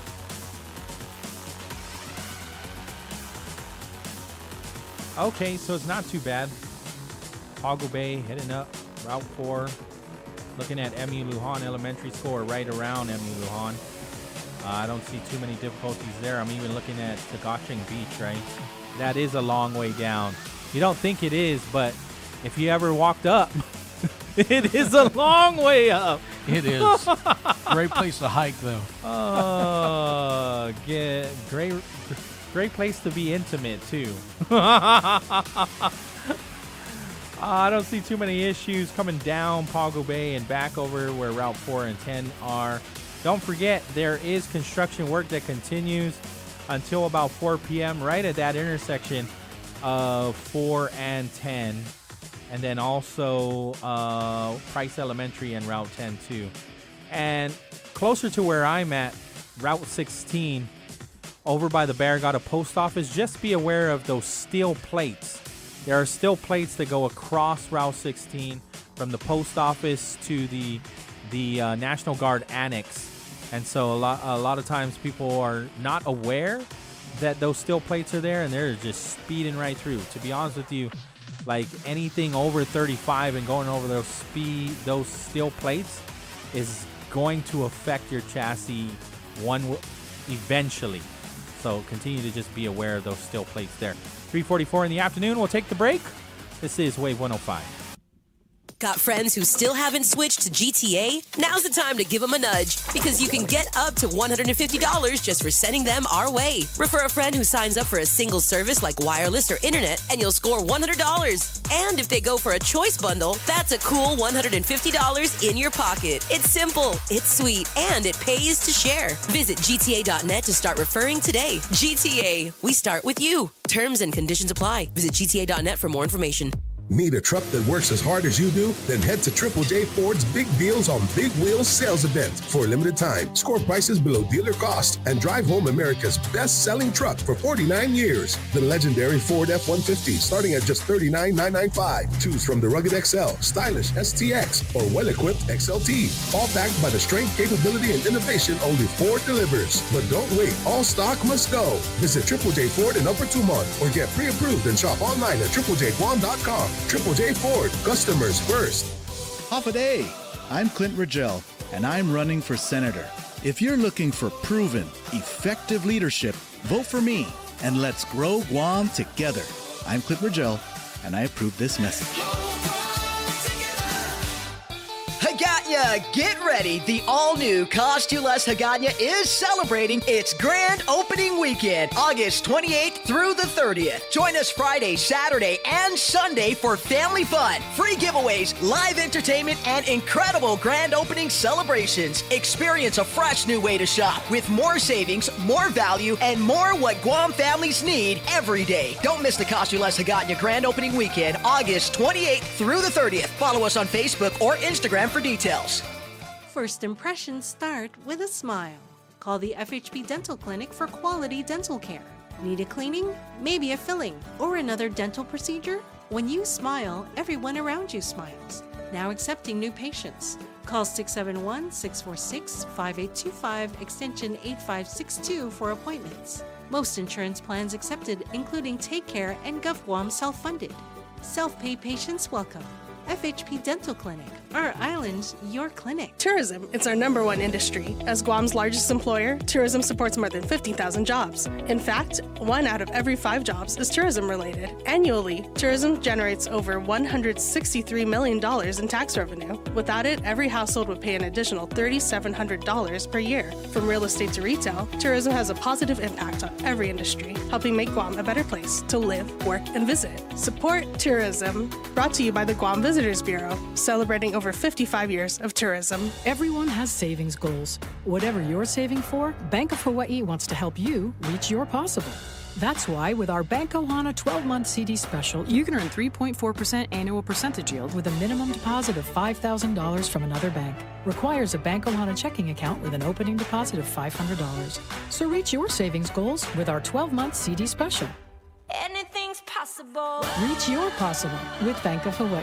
For terms and conditions, go to boh.com/CD special. Our critically injured veterans and first responders are left behind every day because of inadequate wheelchairs. That's why Wheelchairs for Warriors is on a mission to serve America's heroes across the nation and provide them with custom-fit wheelchairs tailored to fit their needs to ensure they're rejoining their lives at the highest level of independent mobility and function possible. From lightweight daily use chairs or adaptive sports chairs to all-terrain wheelchairs to get these warriors outdoors. Wheelchairs for Warriors serves those who served us. To join their mission, visit their website at wheelchairsforwarriors.org. Half a day, Aganya. The afternoon slump is real. Why wait? Head over to Aganya Shopping Center and cool down with refreshing boba from Cha Time or a sweet shaved ice from Snowberry. Craving something warm and fresh? Follow your nose to the aroma of Cinnabon or a classic bite from Pretzel Maker. And before you head home, stop by SM Island to load up on your favorite sweet and savory snacks for the weekend. With endless parking and a gazillion choices, your perfect afternoon escape is right here at Aganya Shopping Center. This is where Guam comes to talk. Wave 105, a Glimpses of Guam radio station.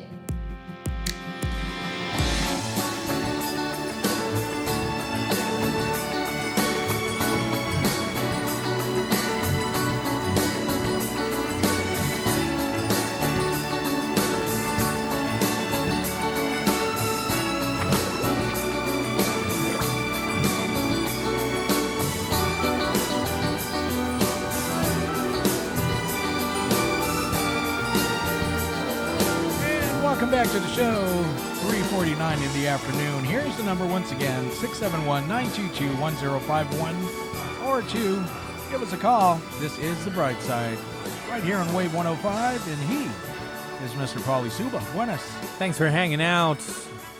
I know we got a call from somebody that's a parent over at Teason High, right, asking if there's any updates. I did reach out to the GDOE PIO, and he already responded saying No, there are no updates. I know we are waiting on public health to re-inspect the facilities, right? Hopefully we get some good news because, I mean, when we were watching the oversight hearing yesterday, I mean, that was what, everybody was working towards is getting those two facilities, those two school communities back to the Teason High facility. I'm going to continue to say two, right? Because that's really what it is. I mean, Simon Sanchez is on one side of the facility and Teason is on the other, and they share some spaces. Somebody's on the line? Yeah, Joe Malik. All right. Half a day, Joe Malik.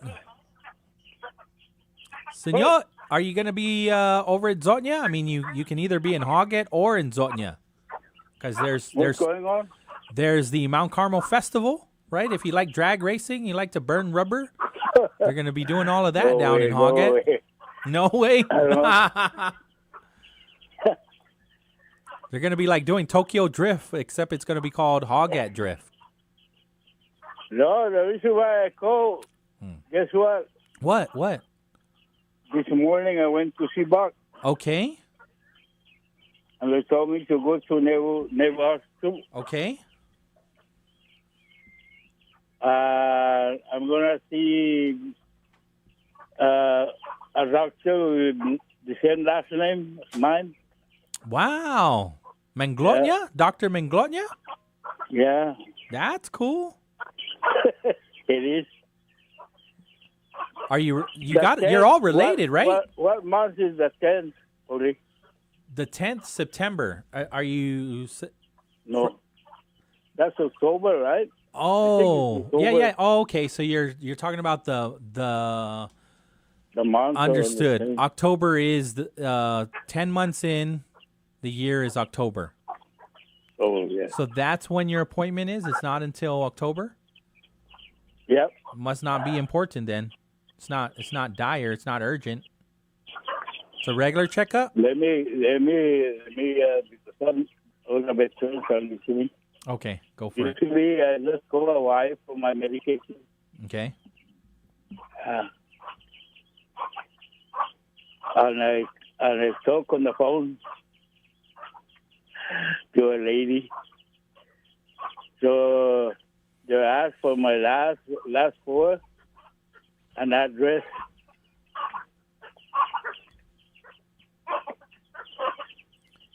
And then they ship your prescription to you. Yeah. Yes. So what's different this time? No, I okay. told the lady last week I'll be calling for additional medication. Okay. Next week. Okay. Okay. So October when you go ahead. Yeah. The surprising thing that I can manage to call a wife for my medication.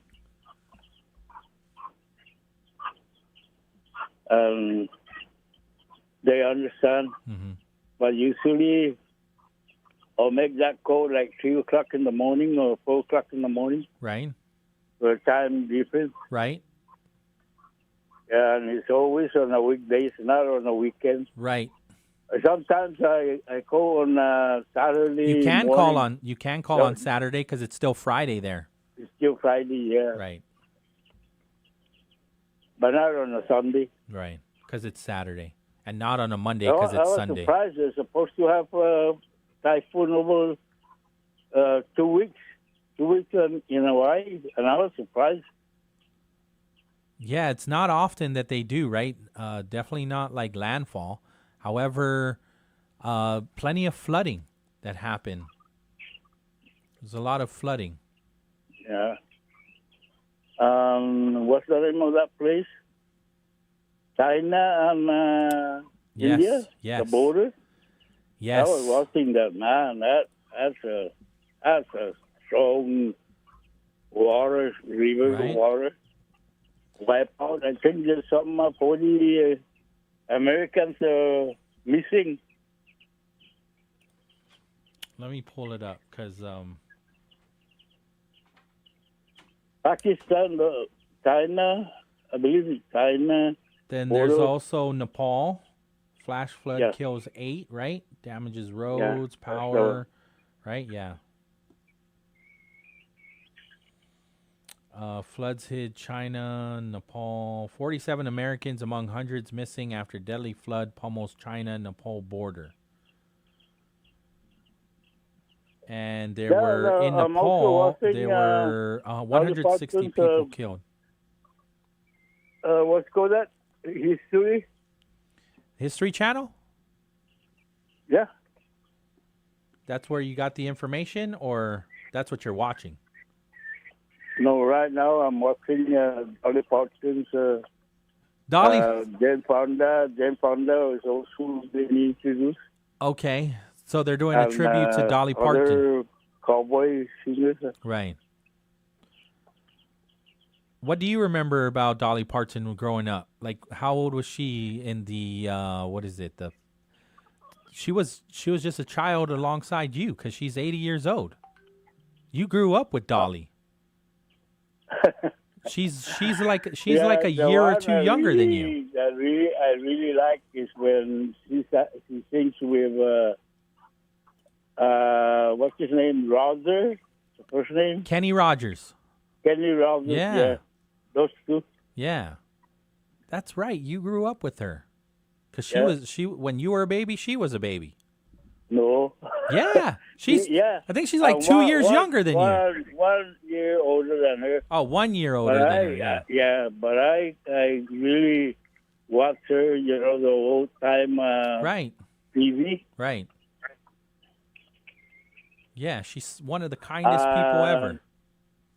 Those days when you know the guys, the kids are growing up. I miss seeing Zoru with a fat sardine, Tonto. Okay. The masked man. Okay. And Wagon Train. And that a color guy, what's his name? And what's called that? The Nelson. Willie Nelson?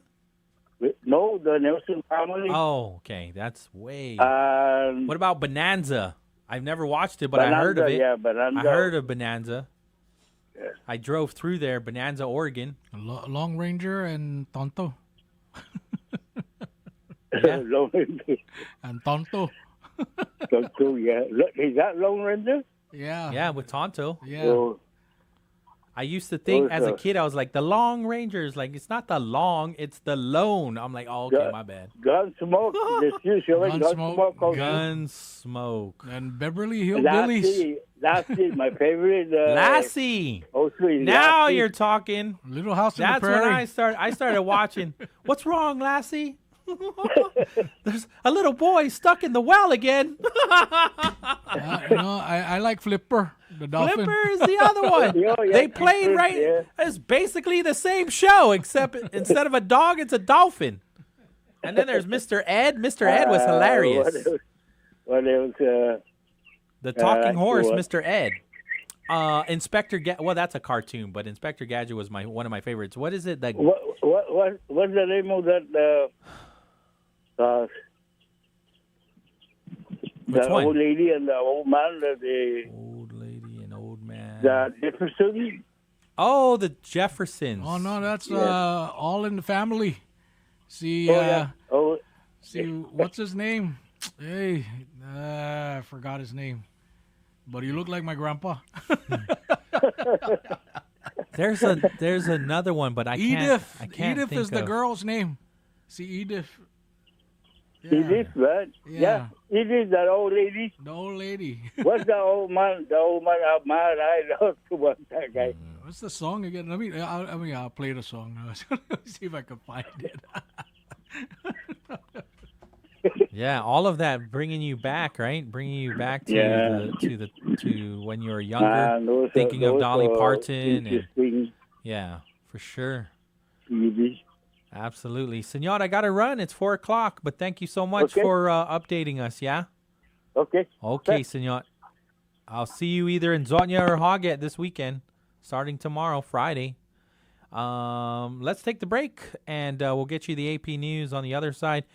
We can break down, unpack some of the other things that were said at the GDOE oversight hearing that we didn't touch on yet.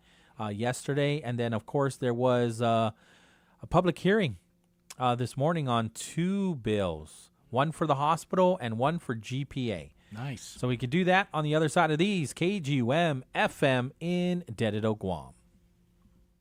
AP News, I'm Ben Thomas. As President Trump sows doubts about election security and mail-in ballots ahead of November's midterm elections, Jennifer King reports. The Associated Press has obtained audio of Maine's Republican nominee for governor, Bobby Charles, telling supporters he has a secret. I have a friend named Tom Holman. He'll ask the White House border czar to send federal agents to polling places. 3 or 4 weeks before the election, maybe 3, I'm going to make an appeal for ICE and marshals to be at our voting booths. Charles was speaking August 20th to a chapter of Young Republicans in Arundel, Maine. He later explained his comments by saying local election authorities should do everything possible to prevent illegal voting in the state. Maine's Democratic Party criticized the idea as voter intimidation, and a federal law passed in 1865 makes it illegal to station armed federal officers at polling places unless they are repelling armed enemies. The White House and Homeland Security officials have previously said there are no plans to deploy ICE agents at polling places unless there is a specific threat. I'm Jennifer King. A federal judge has refused to order Texas to extradite an ICE officer to Minnesota. The officer's charged there with assault for shooting a man during the immigration crackdown in Minneapolis. Meta's reached an $18 billion settlement with states in a trial over teen social media addiction. And after news of Dolly Parton's death, Maria Sherman reports people are remembering not only her music, but her philanthropy. A lot of that is because she grew up in poverty in East Tennessee, one of 12 kids. Famously, her father was illiterate, which helped inspire her imagination library, donating books to children. By 2025, I believe she donated over 200 million books to kids in need. In 2020, she donated $1 million to COVID-19 research, which helped develop the Moderna vaccine. So in addition to being this larger-than-life figure, we're also thinking about a really charitable figure who truly was beloved by most, and that's quite rare. This is AP News. Sakar Magani reports actor Tim Curry has died. Don't get strung up by the way I look. Curry was the cross-dressing Dr. Frankenfurter in the Rocky Horror Picture Show, the cult favorite rock musical. There was a blessing in terms of it, it was the first wave for me. It's a curse if people don't have the imagination to see beyond it. Curry did move beyond it. Always look on the bright side of life. Earning Tony nominations for Spamalot, Amadeus, My favorite year. and My Favorite Year, plus an Emmy nod. The man who created a whole gallery of loony villains was in a wheelchair after a 2012 stroke and died in Los Angeles at 80. You look like you're both pretty groovy. I'm Sagar Megani. There's more news at apnews.com. I'm Ben Thomas. Thanks for listening. You're listening to KGUM FM Dededo, Wave 105.1 FM, the talk of Guam, a proud Glimpses media radio station. Need a truck that works as hard as you do? Then head to Triple J Ford's Big Deals on Big Wheels sales event. For a limited time, score prices below dealer cost and drive home America's best-selling truck for 49 years. The legendary Ford F-150 starting at just $39,995. Choose from the rugged XL, stylish STX, or well-equipped XLT. All backed by the strength, capability, and innovation only Ford delivers. But don't wait. All stock must go. Visit Triple J Ford in Upper Tumon or get pre-approved and shop online at triplejguam.com. Triple J Ford, customers first. Got friends who still haven't switched to GTA? Now's the time to give them a nudge because you can get up to $150 just for sending them our way. Refer a friend who signs up for a single service like wireless or internet and you'll score $100. And if they go for a choice bundle, that's a cool $150 in your pocket. It's simple, it's sweet, and it pays to share. Visit GTA.net to start referring today. GTA, we start with you. Terms and conditions apply. Visit GTA.net for more information. 4 o'clock, actually 4:04 in the afternoon, 4 minutes into the hour, 4 o'clock, and right about now, it's about that time we check the roads of Guam. Our first look at traffic for the 4 o'clock hour, proudly being brought to you by Guam Auto Spot. Standing by, Mr. Pauly Suba.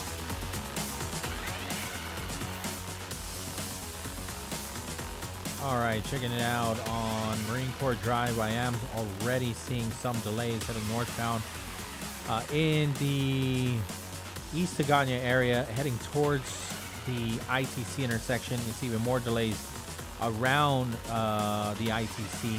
You make a left turn onto 14, it's pretty decent. I don't see too many issues down in Tumon either. It's really a whole lot of activity that's happening on Marine Corps Drive heading northbound, whether they be mild or heavy, especially over by the airport. Some major delays as well near the Micronesia Mall as you pass the Micronesia Mall on Route 1 and passing the Guam Regional Medical City. For those on Route 3, that's General Ben Blas Boulevard. Just minor delays coming out of there, whether it's making a left north or making a right south. Let's look at 16 real quick. I don't see too many issues heading over to Harmon Loop, and it isn't that difficult over at the Tri. Things are going to start to build up. Likewise, over on Route 4, heading to the Route 4 and 10 intersection as we get closer to the 5 o'clock hour, just knowing that one lane goes straight down to Pago Bay, and so many people trying to get to Zotnya and further down, right? While the other two lanes, right? I'm correct, right? The other two lanes go left back into Manilao. It was so raining it was when tough. I was going through there. Yeah. And the traffic was backed up Yes. from that intersection, going further down towards FD. Right. Yeah. Yeah. So just be aware of that. I mean, that doesn't look like that's happening on my map right now, but as we get closer to 5 and definitely in 5, expect those delays. 4:07 in the afternoon. Once again, that's Guam Auto Spot helping you move forward on this Thursday afternoon right here on Wave 105, the number 478 Auto, and their website is guamautospot.com. Half a day, Aganya. The afternoon slump is real. Why wait? Head over to Aganya Shopping Center and cool down with refreshing boba from Cha Time or a sweet shaved ice from Snowberry. Craving something warm and fresh? Follow your nose to the aroma of Cinnabon or a classic bite from Pretzel Maker. And before you head home, stop by SM Island to load up on your favorite sweet and savory snacks for the weekend. With endless parking and a gazillion choices, your perfect afternoon escape is right here at Aganya Shopping Center. First impressions start with a smile. Call the FHP Dental Clinic for quality dental care. Need a cleaning? Maybe a filling or another dental procedure? When you smile, everyone around you smiles. Now accepting new patients. Call 671-646-5825, extension 8562 for appointments. Most insurance plans accepted, including Take Care and GovGuam self-funded. Self-pay patients welcome. FHP Dental Clinic. Our island, your clinic. Everyone has savings goals. Whatever you're saving for, Bank of Hawaii wants to help you reach your possible. That's why with our Bank Ohana 12-month CD special, you can earn 3.4% annual percentage yield with a minimum deposit of $5,000 from another bank. Requires a Bank Ohana checking account with an opening deposit of $500. So reach your savings goals with our 12-month CD special. Anything's possible. Reach your possible with Bank of Hawaii. For terms and conditions, go to boh.com/CD special. Half a day. I'm Clint Rigel, and I'm running for senator. If you're looking for proven, effective leadership, vote for me, and let's grow Guam together. I'm Clint Rigel, and I approve this message. Tourism, it's our number one industry. As Guam's largest employer, tourism supports more than 50,000 jobs. In fact, 1 out of every 5 jobs is tourism related. Annually, tourism generates over $163 million in tax revenue. Without it, every household would pay an additional $3,700 per year. From real estate to retail, tourism has a positive impact on every industry, helping make Guam a better place to live, work, and visit. Support tourism. Brought to you by the Guam Visitors Bureau, celebrating over 55 years of tourism. Hagåtña, get ready! The all-new Cost You Less Hagåtña is celebrating its grand opening weekend, August 28th through the 30th. Join us Friday, Saturday, and Sunday for family fun, free giveaways, live entertainment, and incredible grand opening celebrations. Experience a fresh new way to shop with more savings, more value, and more what Guam families need every day. Don't miss the Cost You Less Hagåtña grand opening weekend, August 28th through the 30th. Follow us on Facebook or Instagram for details. Ever dreamed of being on the radio? Now's your chance. Glimpses of Guam is looking for the next generation of on-air personalities to join our family on Wave 105. If you've got personality, creativity, and a passion for entertaining, we want to hear from you. No matter your experience level, this could be your opportunity to be heard across the airwaves. Send your resume and a short demo to jobs@glimpsesofguam.com and start your broadcasting journey today. Join the Glimpses of Guam radio team. Your voice belongs on the air on Wave 105. Community conversation starts here. Wave 105, the talk of Guam. Boy, the way Glenn Miller played Songs that made the hit parade. Guys like us, we had it made. Those were the days. And you knew where you were then. That's Edith. Girls were girls and men were men. That's an annoying. Mister, we could use a man like Herbert Hoover again. But it's endearing. Huh? It's an endearing, annoying voice. Yeah. Everybody pulled his weight. I'm sorry. I don't know this. Who is this? This is All in the Family. Oh, okay. Yeah. I never watched it. I might have seen it. I mean, it all sounds familiar. Yeah. No, I used to watch this when I was like in kindergarten and Okay. everything with my dad. So yeah, there was it was like Cheers, but in the 70s. Okay. Right? When I It was started a popular watching sitcom. when I started watching some of those sitcoms, it was like Cosby Show. Yeah. Was a big one. Oh yeah. But then when I really started watching was the TGIF series, Mhm. Boy Meets World. Yeah. You That's, see, like that was for- like my time. Gosh, what's his name? Barney? Yeah. Barney. Yeah, it was a cop. I love you. You No. That's no, the no. Barney I know. No. Oh gosh, I got to look for it, but it was a sitcom about cops. Okay. Yeah, I mean, you have like Law and Order. And I know all of that. Chips. Yeah, no, Chips. Yeah, Chips was around that same time too. But gosh, boom, boom, boom, boom. I even run with the bass line. Gosh, I remember. But yeah, Dragnet? No. It was. Let me see, Barney. No worries. The Barney Miller Show. Okay. The Barney theme song, and it's. Gosh. I remember the Andy Griffith Show. Mhm. And that's just because it was syndicated. Yeah. Like they kept. Now Friends is syndicated. Yeah, and You know? I know, like, if Joe Malik hears this, he'll probably know about it, pretty much. Yeah. Yeah, this is the bass line. Your dad will probably know this too. This sounds like Fat Albert. Yeah, no. Yeah, it was about a bunch of cops at a precinct and everything, and it was really funny. I mean, Okay. Yeah, Barney, the Barney Miller Show. That's what it was called. And it was about being a cop? Yeah, they were all cops. Oh. Like Al, the guy that played, what's his name?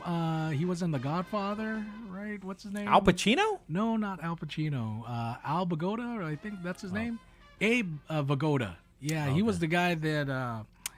Gosh, he was the one that betrayed. What's his name? Michael. Oh, his brother. No. The one that betrayed Michael is yeah, the brother. So his that's dad, why they. No, that's no, why no. they took him fishing. No, so his dad, right? His dad. They had two other guys. God, what was the name? Yeah, so they had Clemente and what's his name?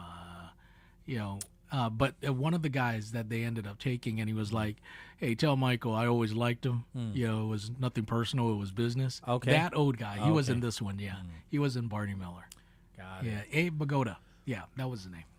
Want to thank our sponsors, and that's MicroPack. Don't miss a memory. Get your travel cameras and storage essentials in MicroPack today. Subway, you got to refresh to be fresh. GTA, we start with you. Chili's Grill and Bar. Chili's, more life, great food, and memories happen here. And Triple J. Big deals on Big Wheels. At Triple J Ford, save thousands off retail. Drive home a new Ford F-150 starting at just $39,995. Visit Triple J Ford today. Customers first. So one of the things that I wanted to touch on, because it definitely got my attention, was at the oversight hearing, the GDOE oversight hearing. They were talking about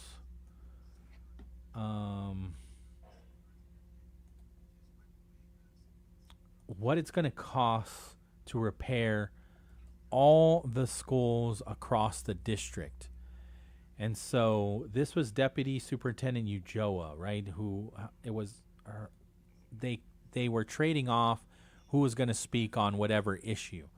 And so she shared on the capital improvements.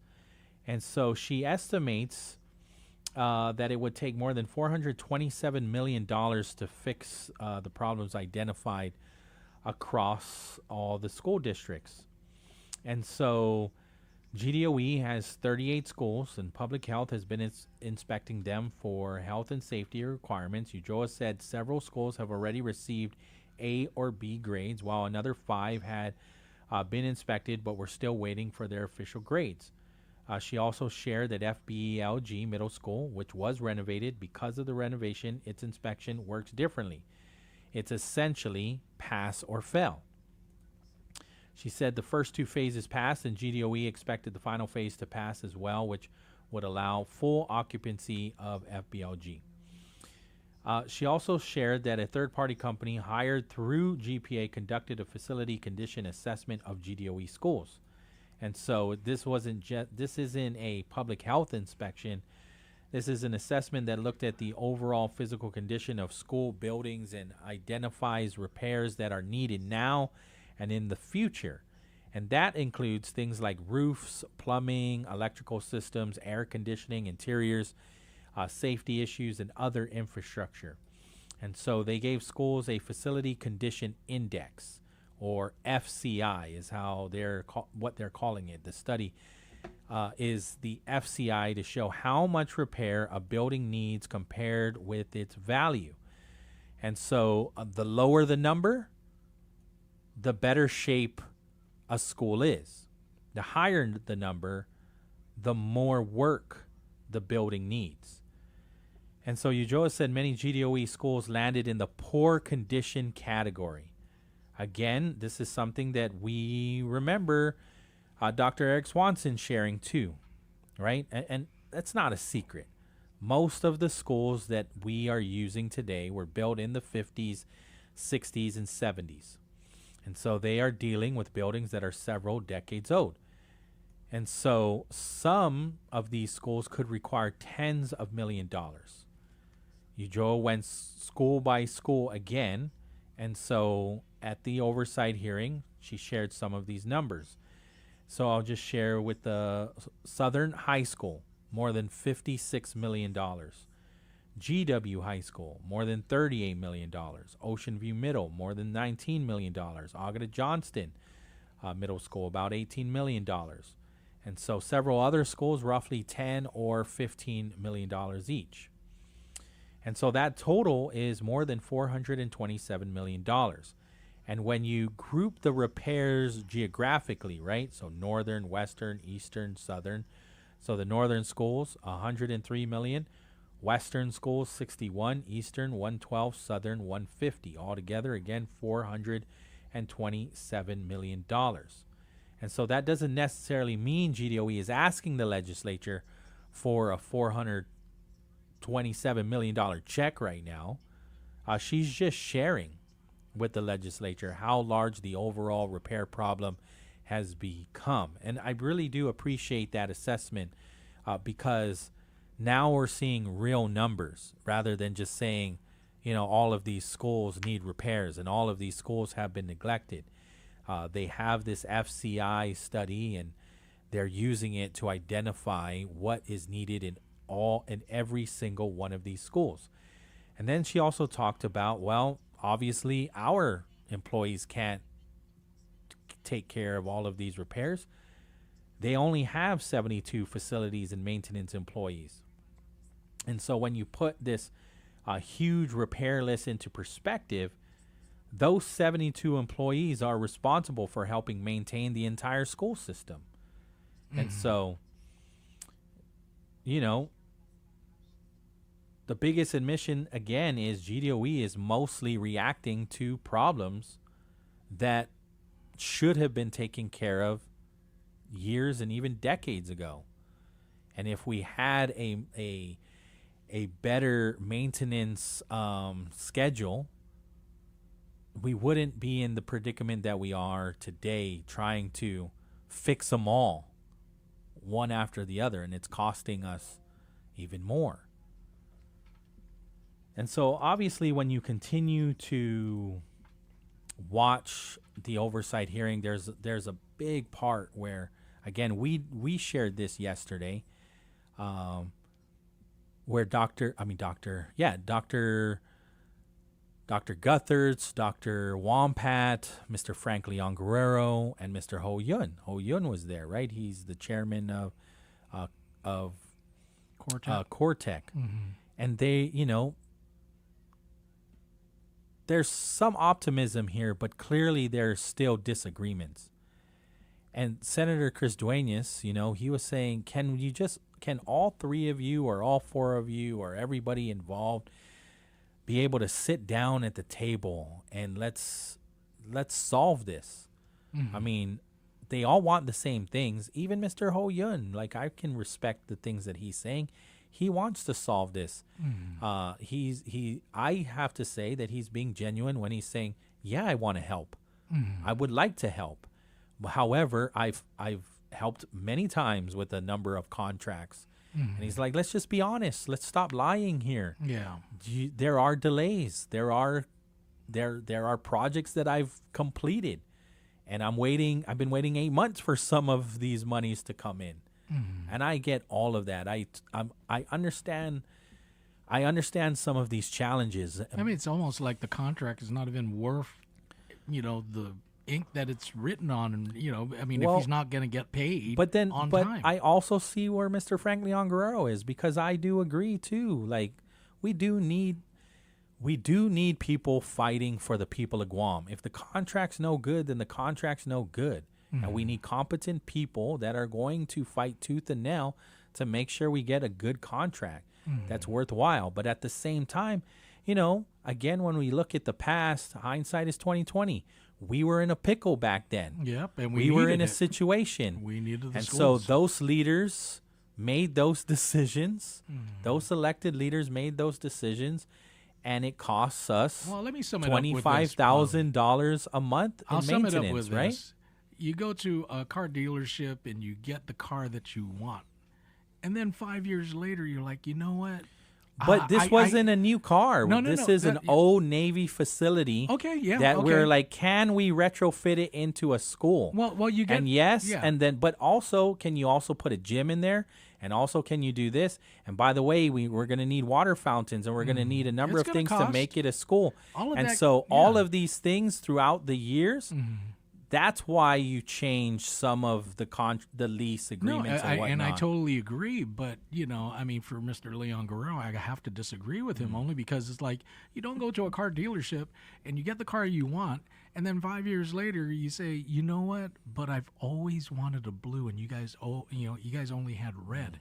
You can't go back. And the mere fact that you're not making payments on time on that particular car, the car dealership is going to be like, but that's why I wouldn't even compare it to a car, or your illustration, because it's not even Frank that went to buy the car. Exactly, it was somebody else. Yeah, and then said, "Hey, Frank, you're going to use this car." No. What I'm saying is the government is the one that went into the agreement. Exactly, and Mr. Ho Yun agreed. I heard him say yes. He answered the call for that. When Dr. Judy Guthert said, we aren't even involved, and when she says we, not the board, not the GDOE at all. Yeah. The GDOE was not at the table during these discussions, during these negotiations. So going forward, that should be a part of the contract. Like, look, after we sign this, you're going to be dealing with GDOE, not us. That's what the contract should say, because apparently right now GDOE is. I don't even know if it's that simple, right? Well, I mean, because the governor and how many governors since has it passed through? It is the governor at the beginning of the fiscal year. DOA writes a check to $9 million, and Mr. Ho Yun did a pretty good job of saying, that $9 million doesn't all go to this organization. Yeah. It goes to the people that bought the bonds. Yeah. Right? And so only $1 million goes to this organization, half to insurance, and half to maintenance. Well, So there are a lot of layers, and that's Mr. why I'm like, Leongaro's I don't point, think he's driving a car that he didn't even buy. And when I say he, GDOE. No, and he can't fix it. Right. You know, you're going to have to take it back to the dealership and have it fixed. But the dealership's like, wait a minute, the bank owns that car, not us. Just like, you're going to have to check them and everything. But, you know, for Mr. Leonger, I see where he's coming from. And which is why I said yesterday that going forward, because we know we're going to need some more schools, right?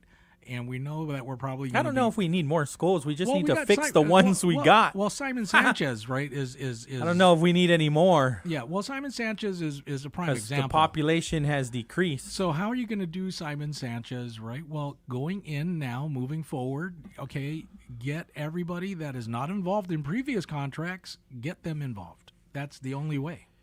But I also agree with the fact that they don't necessarily have to be involved because they're educators, right? And so well, that's what I'm saying. why it does make sense that DPW are the ones that are heavily involved. That's why I'm in saying the design and the construction. That somebody and it should goes write through them. You know, any would-be candidate that's going to become a senator needs to create a bill that says, in regards to building whatever buildings, it doesn't even have to be with GDOE. It could be a new hospital or whatever.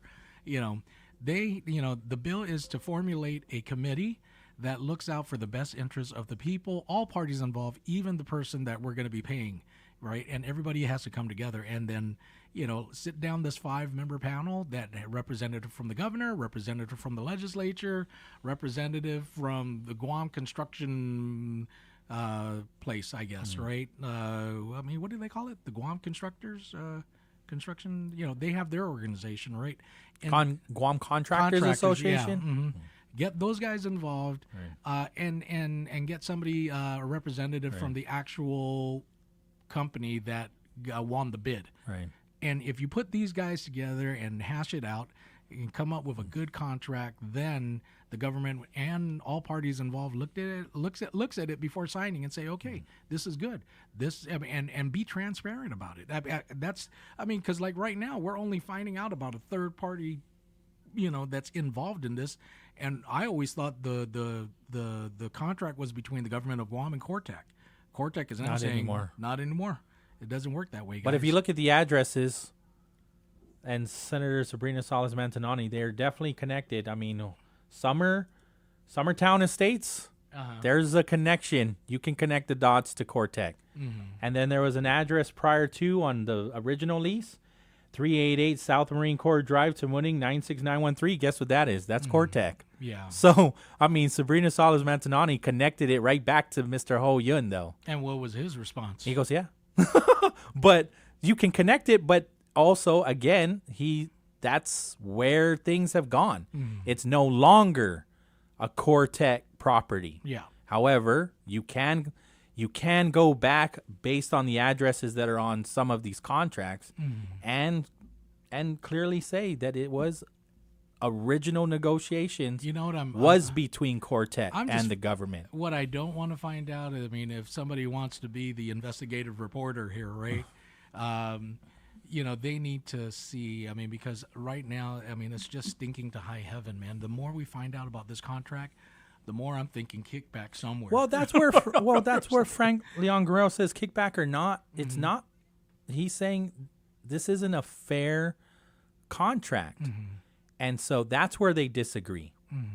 That's where they disagree. And so where Senator Chris Duenas was asking was, can public health, can GDOE, can Mr. Ho Yun, can you all three? Because who's there right now getting the school ready and they're working diligently to get the students back in by the 31st, at least on the first floor. Yeah. It is the Cortec construction workers. They are doing their due diligence. I think that he is being very genuine when he says, I also want to get these students back in. I understand the process. However, if you do the work, you should be paid for it. And so they talked about the procurement is slow and whatnot. And Mr. Ho Yun is disagreeing with that part as well. And so I would advise people so that way you get it from the source. That oversight hearing, you're going to get a lot of information, and you can consume it in you don't have to consume the whole 6 hours at once. Go back and watch it, pause it, and go back. If this story is really interesting to you and you want to get more information and get all sides, I encourage you to watch it. And so there's just this one part here that I'd like to share, right? This is Senator Sabrina Salas-Mantanani asking the superintendent. We got a whole lot of issues. And so Superintendent Judy Wampat, are you taking any responsibility for what has been happening recently? That's and here's the big question. And here's the response. For you, Superintendent Wambat. We saw what happened with the outrage about the potential closures of schools in the South, the issue with GW High School, and at the time, the concern about the displacement of the special education children. And now we're seeing what's happening with Teton and Simon Sanchez High School. You said everybody wants to blame somebody. Who do you blame? Are you going to take any responsibility for this? And what would you like to say to the parents, the children, and staff and teachers, a lot of whom were at a protest, peaceful protest this past Sunday? Yes, it is unfortunate when we say that, everybody wants to blame somebody. We always say that this contract is also not just DOE, that it's the government of Guam.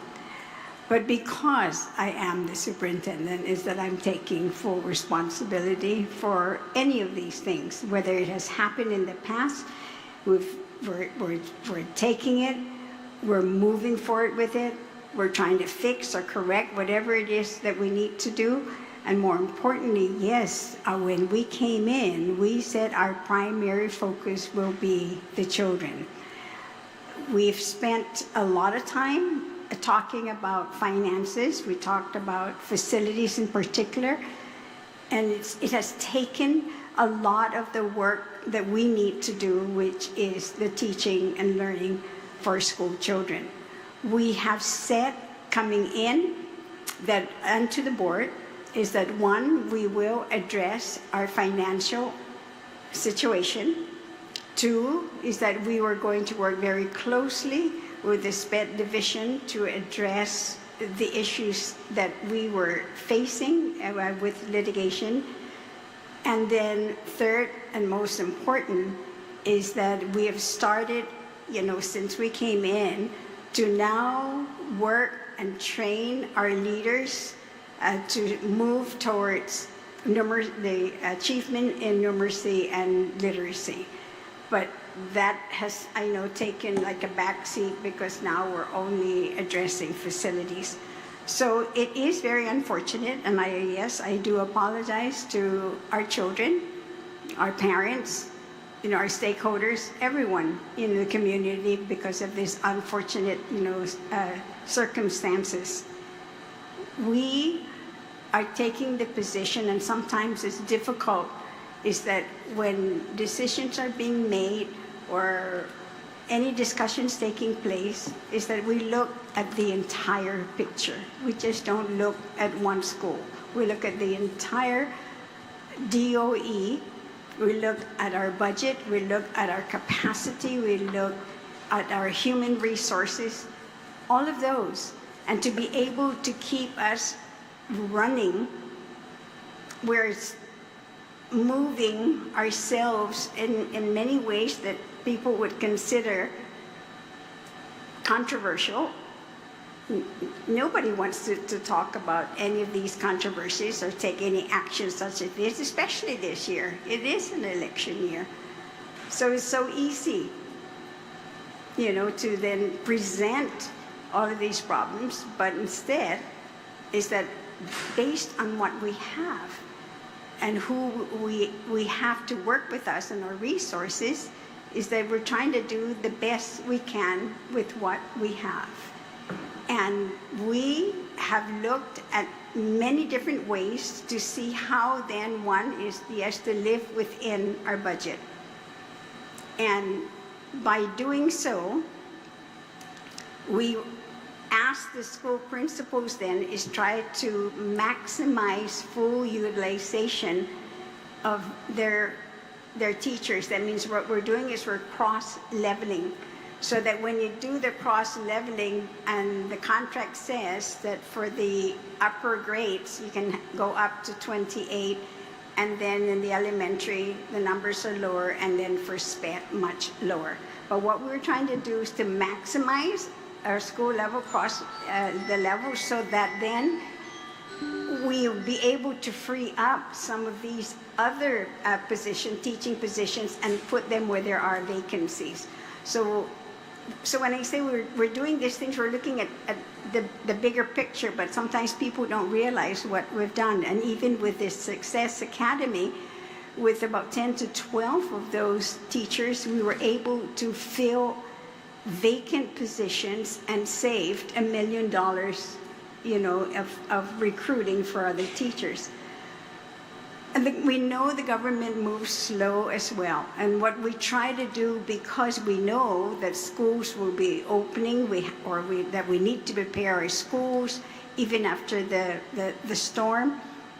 We knew that summer school is going to get in the way of going out and getting our campuses, prepared for the opening of the school year. So we try to move as fast as we can to do whatever we can to help. And an example of that was demonstrated by Mr. Franklin Leon Guerrero was the monies that we received for Bobby. And to the point where we could not, because of the time frame, we knew that going through that whole process of the POs was going to take much longer, whereas this individual was able to then not only make whatever monies are available, but actually even charging it so that then they can get reimbursed, because this was an emergency. This was critical, and we have to act fast.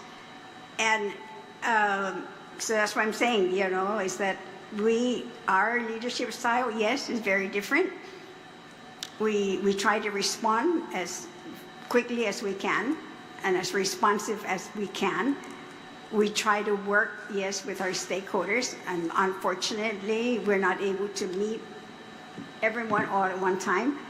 But at the same time, our principals have assured us that they are communicating on a weekly basis, if not on a daily basis, with Power School to send out messages to all of the stakeholders. And we have to trust that our principals are doing this, and they know too that there is this concern expressed by the board, that those who are not fulfilling, their responsibilities, that we need to hold them accountable for it. So, but I do, and publicly, yes, apologize to all of the parents, the students, teachers, all of the stakeholders, even to my board, that ultimately, because I am the superintendent, then ultimately, yes, that I should shoulder, that responsibility. Thank you. Thank you, Mr. Chair.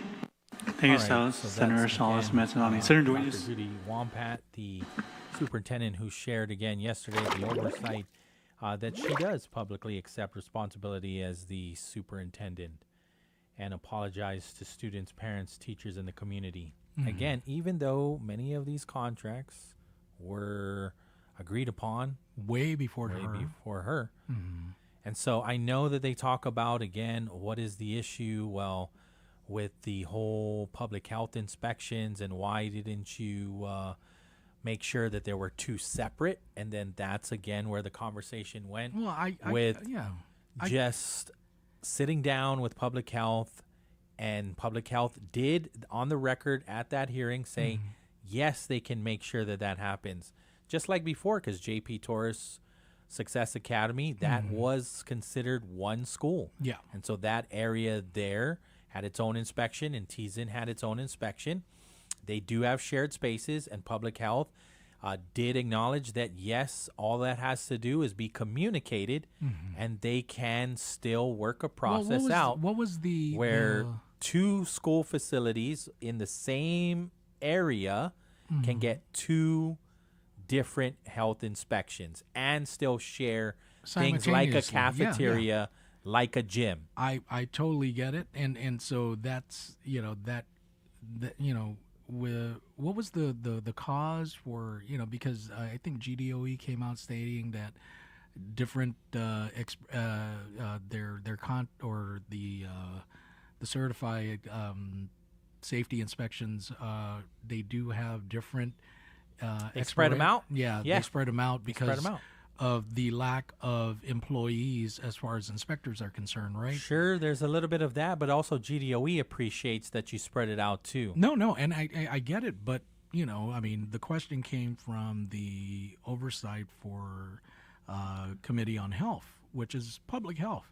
So if they're having short manpower, with public health with these inspectors, then it's incumbent upon Senator Sabrina Salas to get the funding so that they can hire more, and this won't be a problem. And I get it. I mean, I'm glad that Senator Sabrina asked the question of whether or not Dr. Wampat takes responsibility, and we already heard, yes, I do. But it goes back to what you were saying. You're asking a person to take responsibility for something that she's in control of, but as far as today and moving forward, right? This thing with the issues with Teason did not happen overnight. This was building, and how, my question is, how did they even get to where they're at as far as inspections are concerned way back when? Because you're separating two facilities, right? And so that's part of the problem, because if you separated them, you wouldn't even get to 40. Yeah. You might get 30 and 30. When you combine it, it's 60. So you fell.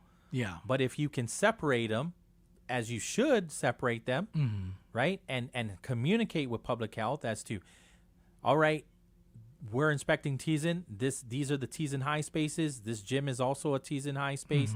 This cafeteria is also a Teason high space.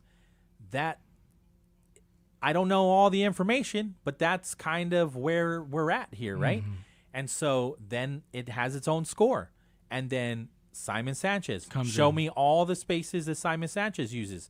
These are all the classrooms here. These are all the restrooms here that Simon Sanchez uses. And these are the only ones that Simon Sanchez uses. And then the gym, it's a shared space. The cafeteria is a shared space, so you inspect it twice. Then you come up with two separate demerits or two separate... Not overall as one. Yeah, no, and I get it. You can do that. And so we got confirmation yesterday that you can do that. They just now need to sit down with each other, and they promised that they would. And see, it goes back to what I said yesterday, is that, it is election year, and I hope that they're not utilizing this as, a talking point or, to get in the good graces of the voters and show that we actually care. Because all of this, I'm not just blaming GDOE, I'm blaming everybody as far as the government is concerned. Because everybody is at fault here. And everybody should be held accountable, and I think everybody should come to the table, and that's what you're seeing, right? Public health is an extension of the executive branch, right? The legislature is going to appropriate these monies to get this Teason High and Sanchez rebuilt, repaired, right? That's what we're seeing. And GDOE is working closely to get the school open. That's what is expected. And so I hope that they continue to do that. It's 4:44 in the afternoon. I know we do have to take the break and get you your traffic report. That's what I'm going to do. I'm just going to get it ready for you right now. So I'll break out my handy-dandy Glimpses Media traffic app. Let me just reset it real quick. It's brought to you by Guam Auto Spot. 478 Auto is the number. And the website is guamautospot.com. So, again, I am looking at Marine Corps Drive northbound. Some delays there heading through or passing through the Harmon area, passing St. John's, also the Micronesia Mall area, mild delays. Harmon Loop has some delays heading over to the other side of Marine Corps Drive. Mild delays also at the airport road coming down. This is not new. 4:45 in the afternoon. Mild delays in the Capitol headed to the Chief Kapua Park. And then Route 4 is what I'm really trying to pay attention to, because I did get to see myself how long that line was to get through the Route 4 and Route 10 intersection. And so I don't necessarily see it building up, but just be aware. Let us know if you are stuck in that, and if you're going to also be experiencing those delays today. I'd be curious to see if we're still expecting it. 671-922-1051 is the number. Once again, helping you move forward on this Thursday afternoon is Guam Auto Spot. 478 Auto is the number. The website is guamautospot.com. Somebody else is on the line? Yes, we have Dr. Wampat. Oh, okay, sweet. Yeah. Half a day, Doc. Half a day. We were just talking. Half a day. Thank you so much. Now we can get an update. There was a parent that sparked the conversation asking if we have any updates on Monday opening up. And so we were saying, well, they're going to have to pass a health inspection. And that's what they were talking about yesterday, right? The conversation of communicating with public health and separating the two schools to have two separate inspections, right? Yes. And, and we, of course, initially when we heard about that, we kind of gave it some thought. But then one of our deputies told us, he said that we won't be able to do that, or rather we should not do it, because if we did, we would find out that in one of the other campuses, they won't have the number of restroom ratio for the number of students that we have on campus. And that's why it's just one permit instead. And then that way, they will sufficiently have enough to meet the ratio. Okay. That's one campus. But yes, thank you for this opportunity, because I know I had missed the time, this morning to debrief Patty, because normally I call in every morning to let her know what the status is. And if I can, yes, please. I'd like to go ahead and share it with you. Yes, please. Okay, so what it is that they are focusing a lot of the workers right now on the Tizen side, which is J, K, L, H, and I on both floors. So those floors are good to go. And then for the Sanchez side, it's A, B, C, and D, but it's a first floor only. Because what they found out that when they did the water blasting of all the roofs in all of the buildings, it exposed all the cracks, and then there was more water seeping now into the second floor. And that's the reason why A, B, and C is only the first floor that, it will be open for use. But over at J, K, L, and I, then that's the building where all the men were there working, and we would see them in the mornings that they were starting on that site. So that's when they gave the go that those floors for those buildings are now also open for the students to use. Now, in order... From yesterday, by the way, Mr. Ho had presented this before the legislature, and public health was there, and he had said that he is looking at would like for me to request for public health to do an inspection on September 3rd, and then it will give them time to, go back and see should there be any other, issues maybe, or some demerits that were not addressed, that they would have that rest of that week into the weekend. And he is hopefully looking at September 8th then for us to open the schools. Now, this is coming directly from the contractors in terms of their progress, in fixing the demerit. Right. Now, in order then to actually move forward with the the inspection that several variances would have to be requested for. One of the variants is that all the windows do not have screens, so and it'd be nearly impossible to build screens. They're going to have to fabricate screens for these windows because they're pretty old. So the variance is being requested for it. And in addition, what we need to do in front of all the windows is put a placard that says, "Do not open." The second variant is the custodial storage, electrical rooms, utility rooms. We're requesting for a variance for that because we need to be able to determine really truly what can we use, whether an exhaust fan rather than putting in air conditioned units in all of these custodial rooms where you roll in your cart, your broom cart and mop cart, and then it's not used by the students. It's just you pull it out, put it back in, and yet the temperature and humidity definitely does not meet the standards.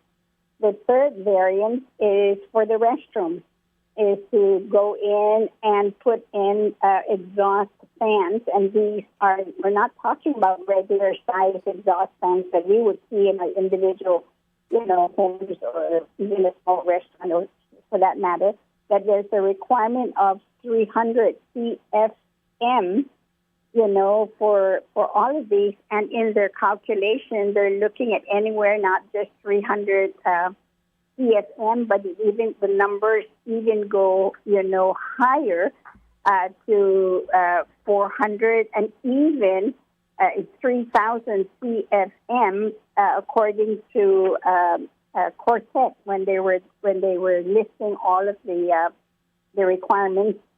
The fourth variant is that it's in the automotive shop because they have these roll-up doors, and that's not acceptable by public health. So we're going to request for the variance so that we can figure a different way now to be able to, open the shop to make it, of course, for proper ventilation for the students when you're working with, automobiles, whatever it is, whether you're going to be painting or changing oil or what have you. And then there's the odor, the chemicals that's there. So we're going to have to figure out how to take care of that.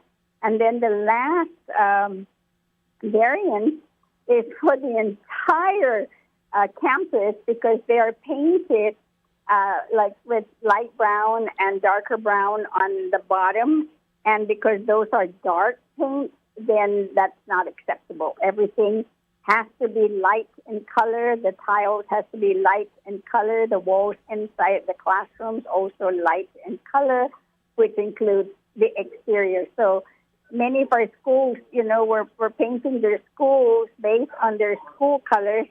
But, now we have to make sure that if we want to pass, we got to make sure that they're all light in color now moving forward. So that's the latest. Now, the other is we did get the billing. Well, not quite a billing yet, but it's an estimate of what the cost will be to address all of these issues. And they gave us a price quote now of $300,559.67. And there is another request, but it's not going to be done right away because this is for electrical upgrades, to the circuit breakers, the ground wire and conduit, because that means then that we need to, when we were looking at the hallways, where the hallways also have to be air conditioned, where you're in an enclosed campus, so that all the doors when you walk in the hallways are to the left and the right. And there was just no way right now that we will be able to go in and put in an air con without having to have upgrades and to work with GPA to be able to, again, to allow for the workers to go in and do the digging in the trenches and then changing out, the wires. So that is at the tune, though, of $984,000. So That's the just for concern, That's just I'm for sorry, the. go ahead. $984,000 is just for that electrical upgrade. Upgrade, yes. Got it. Okay. Yeah. So, and then the grand total is $1.28 million to $1.2 million for all this. Right. And the concern we have is that even though they are saying that they're going to use, the fair market value, the thing is that one example that we're looking at, I'm sure everybody can relate to this, specifically to install a 6,000 BTU split unit, it's going to cost us $4,155. I mean, I just had a 12,000 BTU. This is 6 out of 12,000 BTU change, and I didn't spend more than $700 for the unit. And, installation didn't even cost me $1,000. And this is $4,155 to install a 6,000 BTU split unit. So, I mean, some of these things we want to question, but then when we stop to question all of these, then what do? We halt, the work to be done. Right. And, and time is against us. But at the same time, are we just going to just accept, whatever, they're going to bill us? I mean, ultimately, I know this is the taxpayers' money, and we're trying to do what we can. Now, granted, yes, the senators have indicated to us is that, we're not going to give you any more money when you still have your lapses, and we're going to have to now amend our spend plan. I have to go to the board to get that approved to now pay for this that's not in the original spend plan. So this will fall under the contingency. I understand now even more so when you and Dr. Guthers were saying it's as though your hands are tied because you can't go out for bid for these repairs because of what the contract says. Yes, and we found that out when the attorneys are working together, that when the original owner, which was Cortec, has now moved on to a nonprofit organization, what they did is they hired Cortec because he says he's a contractor and he knows what he's doing, so he was going to be taking care of all of the maintenance of the school. So that means even if my people went in there and did anything, there's no reimbursement for that at all. It's that if whatever it requires, any additional work, this is what we're being charged for, any misuse or abuse of the facility, we have to pay for. What about wear and tear? Because, AC is wear and tear, right? And so it sounds like we're paying for all of these ACs that need to be replaced. Well, you see, and that's the thing, the definition that they use versus what we use. We like to consider that, anything that they install something as large as that. I mean, I rent out, some units. Sure. And all these big stuff, it's my responsibility structurally, air conditioning, the major equipment, things like that. But this is just not the case. This is definitely not in favor of the government at all.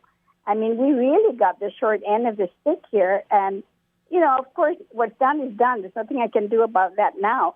But I did ask our attorneys is that after we fix this, we need to sit down and look at the contract and renegotiate the contract if we can. But the other big picture now is now that we're looking at building Simon Sanchez, we're going to have a contract again for, to purchase, to finance, build, lease it. And then we got to know what we would have to pay for the insurance and for the maintenance. And we want to make sure that what we've learned in this particular case with this particular contract is that we don't do the same. I thank you for this, Dr.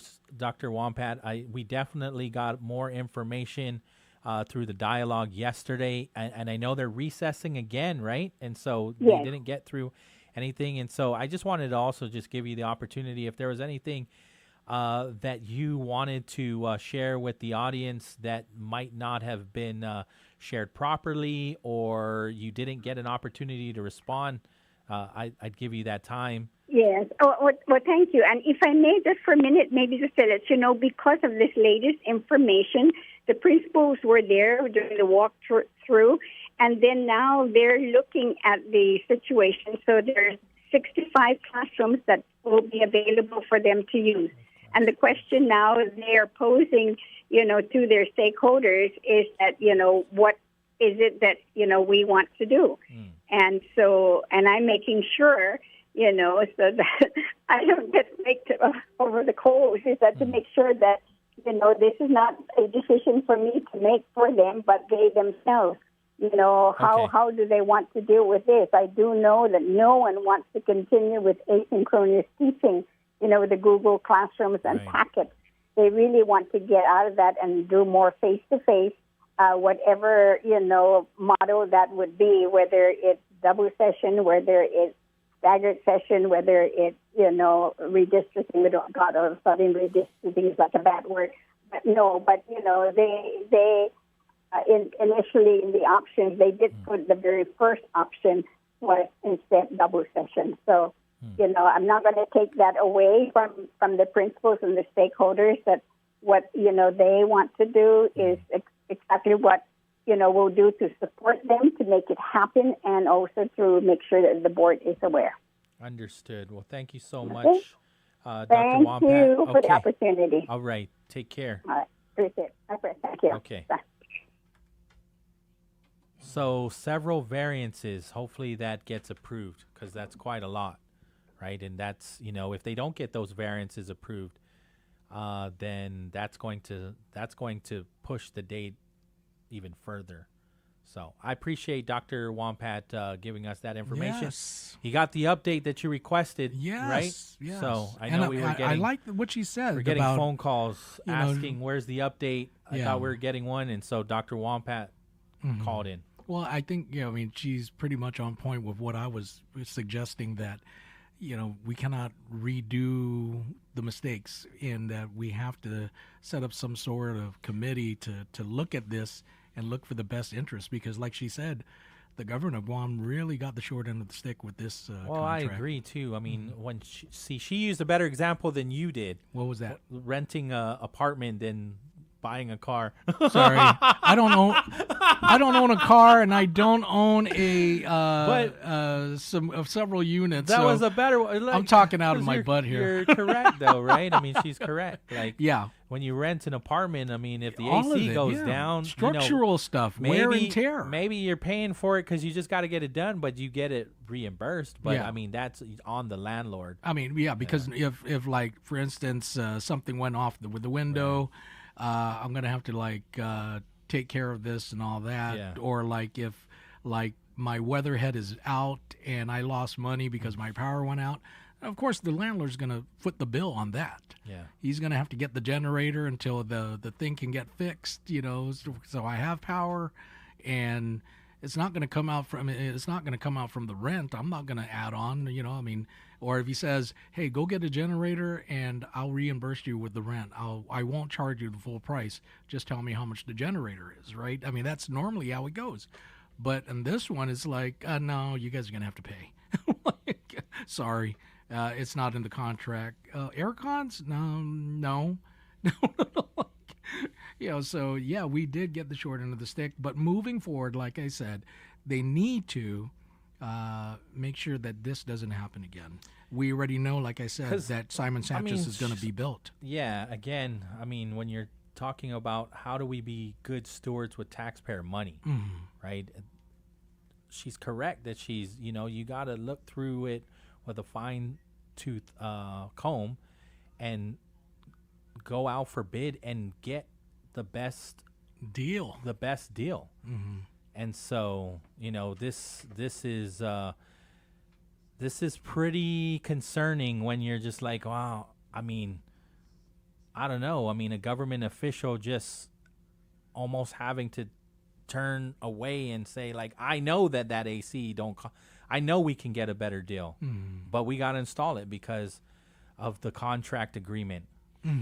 We got to take the break. Yes. Yes, I did the 4 o'clock traffic, so we can just do it on the other side of the AP News for the 5 o'clock. I know people are starting to get into their cars and head out, and so we want to help you out. So we'll do that in just a bit. Again, I gave you the call letters, but I'll do it again, right? Station ID, KGUM, FM, in Dededo, Guam.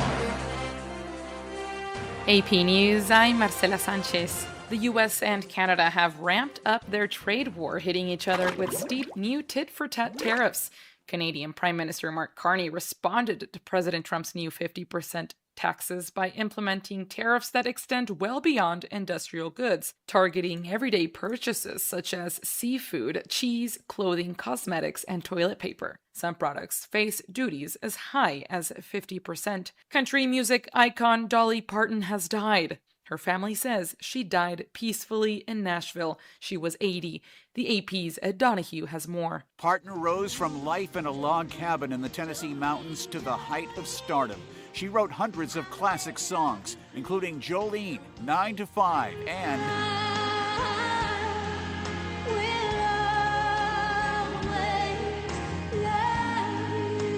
At 13, Dolly Parton appeared at the Grand Ole Opry. She entered the Rock and Roll Hall of Fame in 2022. I'm a rock star now! Dolly Parton was also known as a philanthropist. There's nothing like that feeling, a feeling like you have really done something good, that has really done some good. Brian Seaver is Parton's nephew. Dolly called me and said she wants to rest in a beautiful bed of plush cotton because after a life wearing heavy rhinestones, she finally deserves to be comfortable and have some rest. Rest in peace, Aunt Dolly. Parton's husband of nearly 60 years, Carl Dean, died last year. I'm Ed Donahue. U.S. Senator Darlene Graham has won the Republican nomination to replace her late brother on South Carolina's general election ballot. Global shares mostly rose in early trading as investors keep an eye on talks over reopening the Strait of Hormuz, which remains largely closed because of the war in Iran. More stories at apnews.com. This is AP News. AP correspondent Charles de Ledesma reports a fire at a major government hospital in Pakistan's capital has killed 14 babies. The Pakistan Institute of Medical Sciences in Islamabad housed at least 15 newborns in a nursery when the fire broke out. At least one baby was rescued, officials say, while the country's federal health ministers confirmed at least 14 babies died. Rescue officials say the fire began after an air conditioning unit compressor exploded inside the nursery in the gynecology ward. Firefighters quickly responded and extinguished the blaze, and rescue teams began cooling operations at the site. Within hours, Islamabad appointed a multi-agency fact-finding committee with directions to submit a report within 24 hours. I'm Charles de Ledesma. More on this and other stories at apnews.com. I'm Marcela Sanchez, AP News. KGUM-FM, Dededo, the talk of Guam. This is Wave 105.1 FM, a Glimpses media radio station. Need a truck that works as hard as you do? Then head to Triple J Ford's Big Deals on Big Wheels sales event. For a limited time, score prices below dealer cost and drive home America's best-selling truck for 49 years. The legendary Ford F-150 starting at just $39,995. Choose from the rugged XL, stylish STX, or well-equipped XLT. All backed by the strength, capability, and innovation only Ford delivers. But don't wait. All stock must go. Visit Triple J Ford in Upper Tumon or get pre-approved and shop online at triplejguam.com. Triple J Ford, customers first. Got friends who still haven't switched to GTA? Now's the time to give them a nudge, because you can get up to $150 just for sending them our way. Refer a friend who signs up for a single service like wireless or internet, and you'll score $100. And if they go for a choice bundle, that's a cool $150 in your pocket. It's simple, it's sweet, and it pays to share. Visit GTA.net to start referring today. GTA, we start with you. Terms and conditions apply. Visit GTA.net for more information.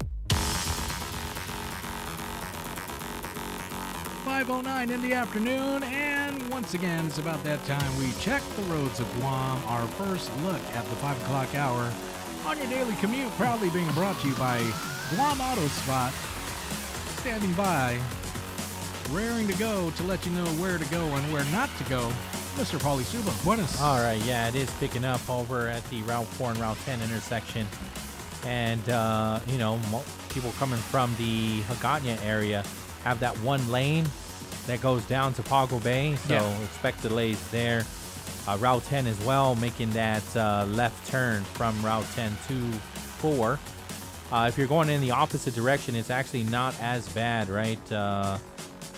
Going all the way to the tri-intersection. Can't wait for Seagull Avenue at least to open up somewhat.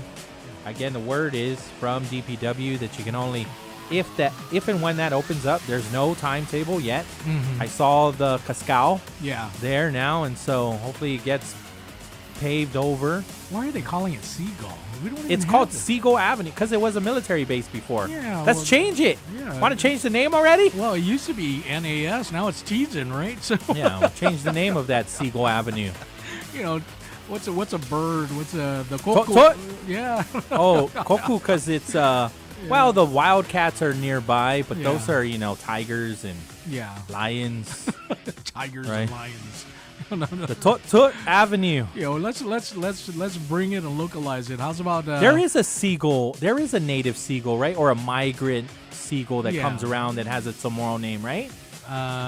We'll find it. We'll ask Senor Ron. Yeah, we have to. And then we'll change the name ourselves. That, or we, if it's lions and tigers, then we might as well just go and localize it with Guam, right? Call that avenue, abandoned dog or stray cats. But there are none in that area. Yeah, no. Not so much. Really? There are.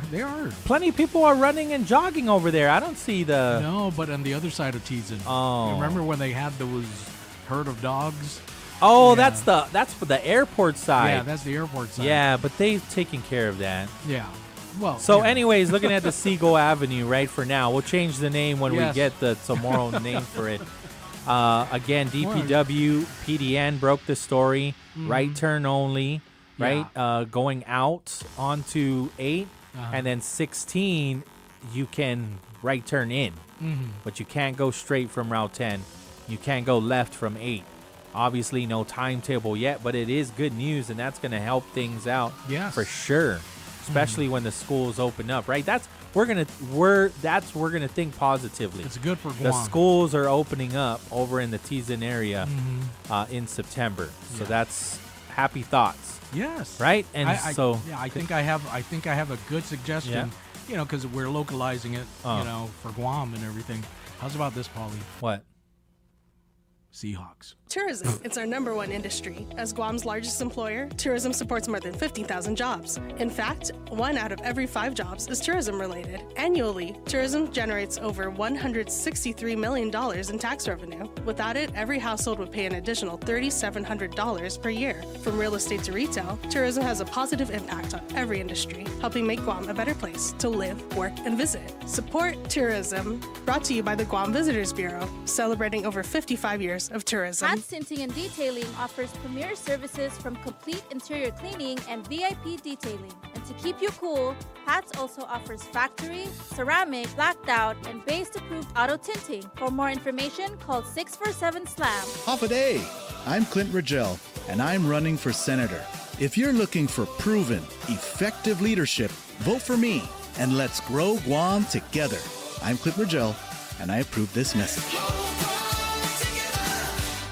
Hagåtña, get ready. The all-new Cost You Less Hagåtña is celebrating its grand opening weekend, August 28th through the 30th. Join us Friday, Saturday, and Sunday for family fun, free giveaways, live entertainment, and incredible grand opening celebrations. Experience a fresh new way to shop with more savings, more value, and more what Guam families need every day. Don't miss the Cost You Less Hagåtña grand opening weekend, August 28th through the 30th. Follow us on Facebook or Instagram for details.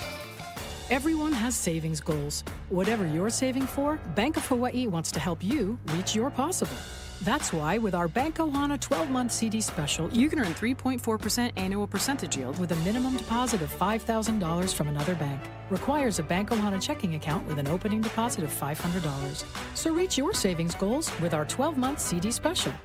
Anything's possible. Reach your possible with Bank of Hawaii. For terms and conditions, go to boh.com/CD special. Half a day, Hagåtña. The afternoon slump is real. Why wait? Head over to Agania Shopping Center and cool down with refreshing boba from Cha Time or a sweet shaved ice from Snowberry. Craving something warm and fresh? Follow your nose to the aroma of Cinnabon or a classic bite from Pretzel Maker. And before you head home, stop by SM Island to load up on your favorite sweet and savory snacks for the weekend. With endless parking and a gazillion choices, your perfect afternoon escape is right here at Agania Shopping Center. Your daily dose of island insight. Wave 105, the talk of Guam, a Glimpses media radio station.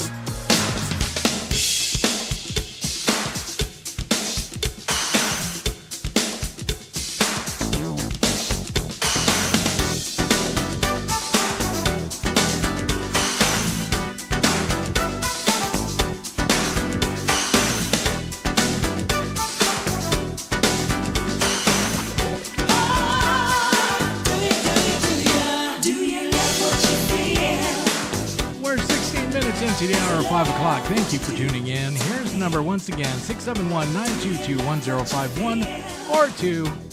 It's the BrightSide right here on Wave 105, and he is the host of the show, Mr. Pauly Suba. And we do want to thank our sponsors, GTA. We start with you, Subway. You got to refresh to be fresh.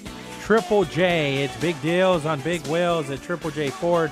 Save thousands off retail. Drive home a new Ford F-150 starting at just $39,995. Visit Triple J Ford today. Customers first. Micro Pack from Bose to Sony and more. Micro Pack is Guam's home for quality electronics. And Chili's Grill and Bar. At Chili's, more life, great food, and memories happen here. 671-922-1051 or 1052. Time for good news for a change. Okay. And it's all brought to you by Provisions Wine and Cheese. They serve fresh salad, delicious sandwiches, and authentic Roman-style pizza. And I never have anything nice to say about the Dallas Cowboys.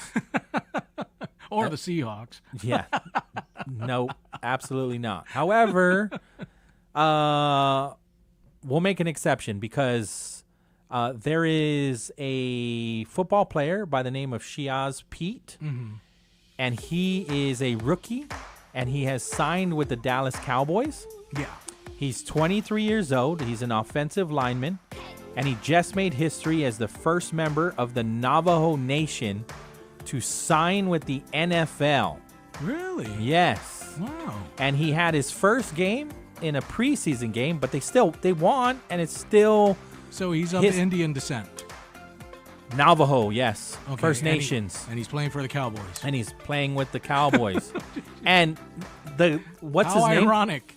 Well, the owner even did a whole cameo with them. Mhm. And he goes, "Go Navajo Nation." Nice. Yeah. Nice. And so not only did he compete and he was on the field, the community showed up for him. Nice. And I would show the footage if I didn't hate the Cowboys so much. So you can find them. I mean, I'm a 49er fan, so even though they're no longer competitive, the Cowboys will forever be our rival. Hey, this right? is a happy story. But Stop. it is, yes. You're depressing me about 49ers my bad. right now.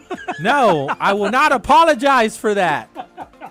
I will not apologize, even though it's karma after bad juju after bad juju. I think it all started. We're not going to talk name? about it. What's his name? The quarterback that they ousted. What's his name? Gosh, I forgot his name. I remember who you're talking about. Yeah. Well, he was Kaepernick. Yeah. He was a terrible quarterback. I mean, everybody's like, "Oh, He brought you guys. No, he he brought you didn't. guys to I mean, He did do good in the Super Bowl. Yes. Yes, he brought us back from behind. But that's not this story. And that's not good news either. No, I love it. Pete was an undrafted rookie, and so that means nobody drafted him. However, Dallas gave him an opportunity, and he is currently fighting for his spot. Nice. So if you go to the Cowboys website, they say his best chances are making the practice squad. But, I mean, when you watch some of this footage that's out there of him going out, he only went out for 6 snaps. Yeah. But he was out there when the Dallas Cowboys did score a touchdown.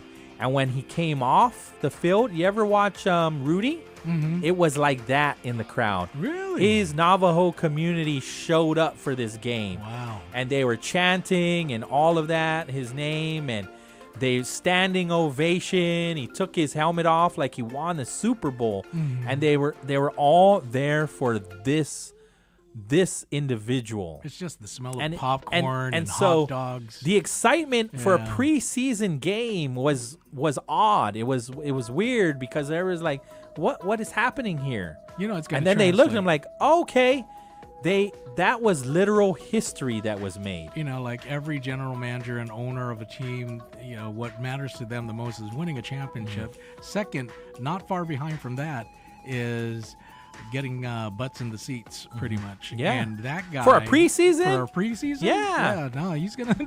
You know, do you really want to get rid of this guy? No, this No. guy's like straight up. He did pretty good. He's I'm bringing rooting the crowd out. I'm rooting for him. I really am. I mean, it's just a heartwarming story just to see.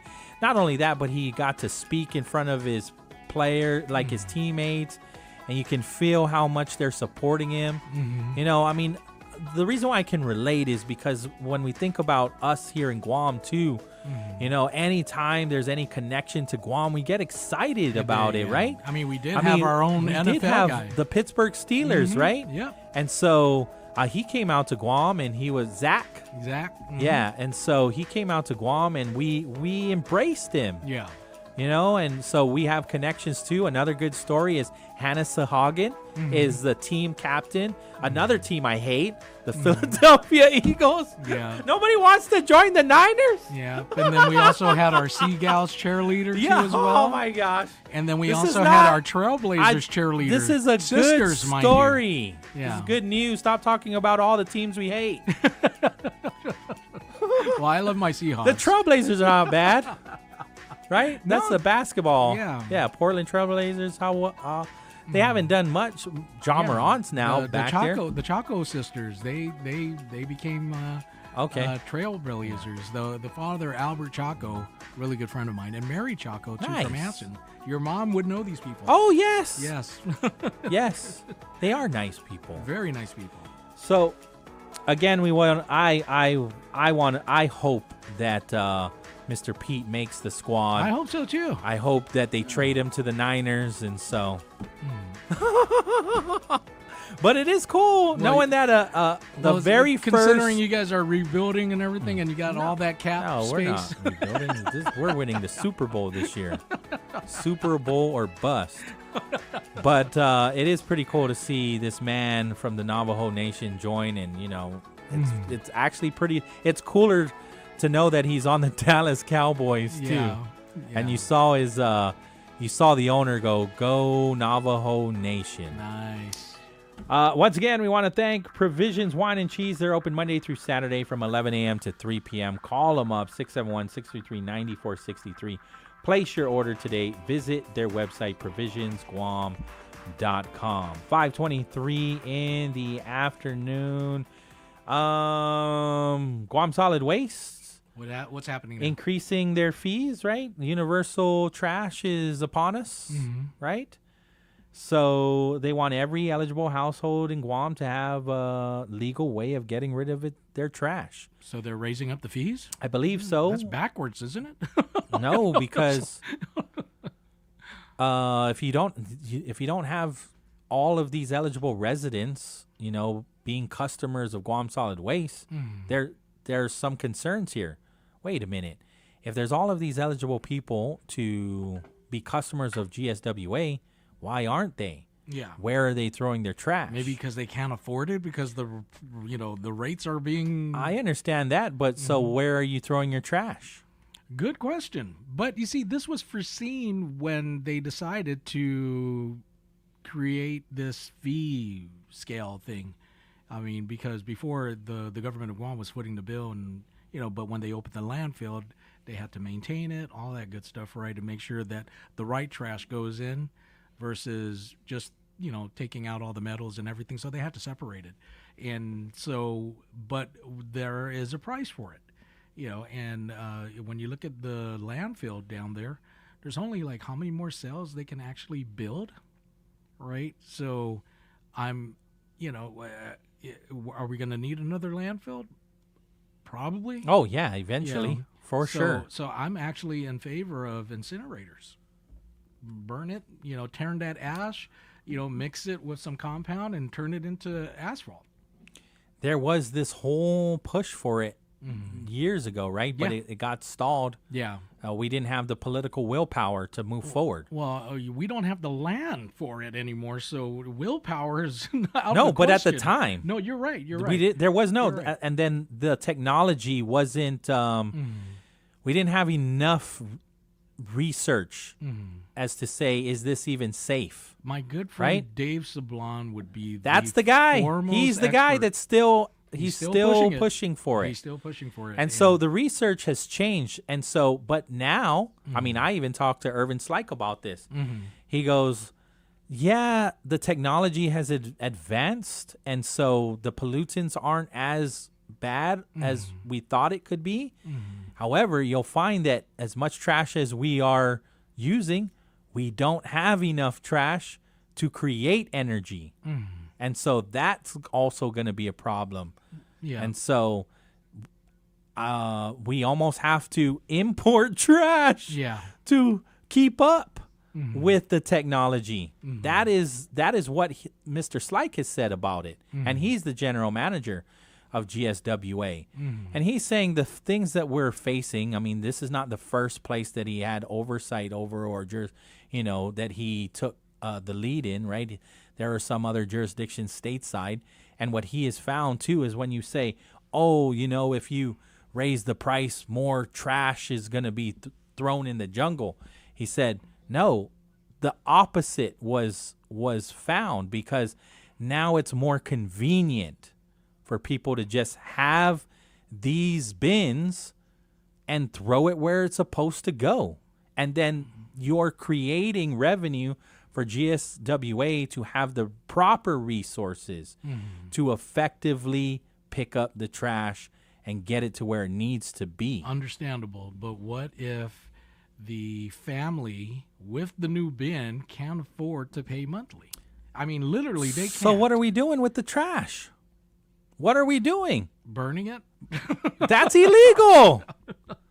That's illegal. Well, somebody needs to arrest the person that keeps burning trash in my neighborhood, because, it's pretty bad. I mean, we just have to be responsible. This is our island, right? And it's the only one that we got. And there are so many things that we're facing that are affecting our environment.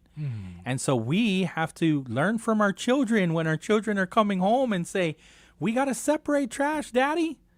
We can't be using all of these plastics anymore. And so they're coming back being educated. However, we're not listening. And why? Who's going to inherit the island? And so something as simple as, helping in ways where there is going to be a system in place for those that are living in poverty. Well, two things. So that way they can have the bin to throw it where it's supposed to go, at least. No, because, I get it. In that regard, because I've heard other people say, well, I take my trash to the transfer station. That's also not that's not as cheap. That's actually can be scary too.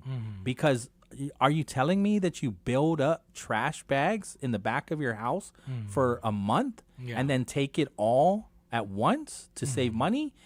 That's what they are trying to solve. They're trying to help those families, right? To not have to do that. The price has gone up too when you go to the transfer station. I believe it's $11.50 to go and throw your trash for one bed full. So if you're doing it twice a week, you might as well be a customer. And you don't have to be a customer of GSWA. You can be a customer of any waste management system. Mr. Rubbish Man. And then you just have to show proof that you are. Somebody's on the line? Yeah. Wants to talk about trash. All right. Hafaday, Wave 105, you're on the air. Hi. Hafaday. Yes, your discussion regarding the trash. Yes, sir. So I have a neighbor. He doesn't have a bin, so he has bags of trash by a tree. he burns it once a week. Then I have to tell him, like, dude, you can't be doing that. Right. 'Cause he's also burning plastic. Mm-hmm. And the way the wind blows, it's blowing towards my house. Then we got a group chat like, can you tell whoever's burning, stop it, or we'll call the fire department. Mm-hmm. I mean, yeah, you're right, sir. I mean, we don't want to be, we don't want to be snitches. We don't want to tell on our neighbor. We want to be good neighbors. But is your neighbor being a good neighbor to you and He's to the? not being a good neighbor. Right. Yeah, and He's to the busy smoking community. his marijuana. Aye, day. Yeah, I'm like, oh my God, dude, are you serious? So, plus my kids have asthma. So every now and then I got to tell them, dude, you can't be doing this. I don't want to be that neighbor that complains. Right. I agree with you. I want to be a good neighbor as well. And I want to, we want to invite each other over to the house and our kids play with each other, right? But if they're also causing harm to your family, it becomes very controversial. And it's just not right. Like, we're saying all of these things out loud, and we know what's right and what's wrong. And I understand that it can be expensive, but it becomes more expensive when we neglect responsibility.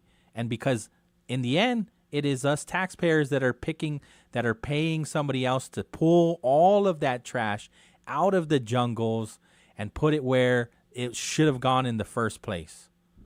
Well, he's got bags of trash plus 2 abandoned vehicles.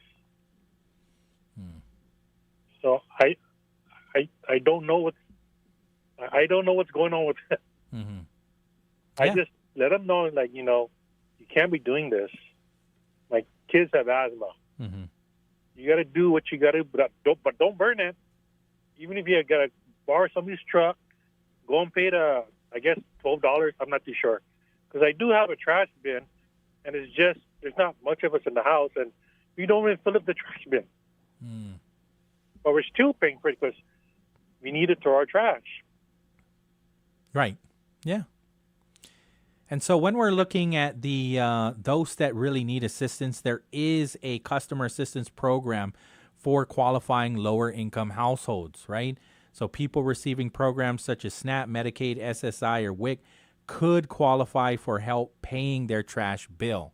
And so if you're not on these programs, then, I know times are hard. I know the economy isn't great.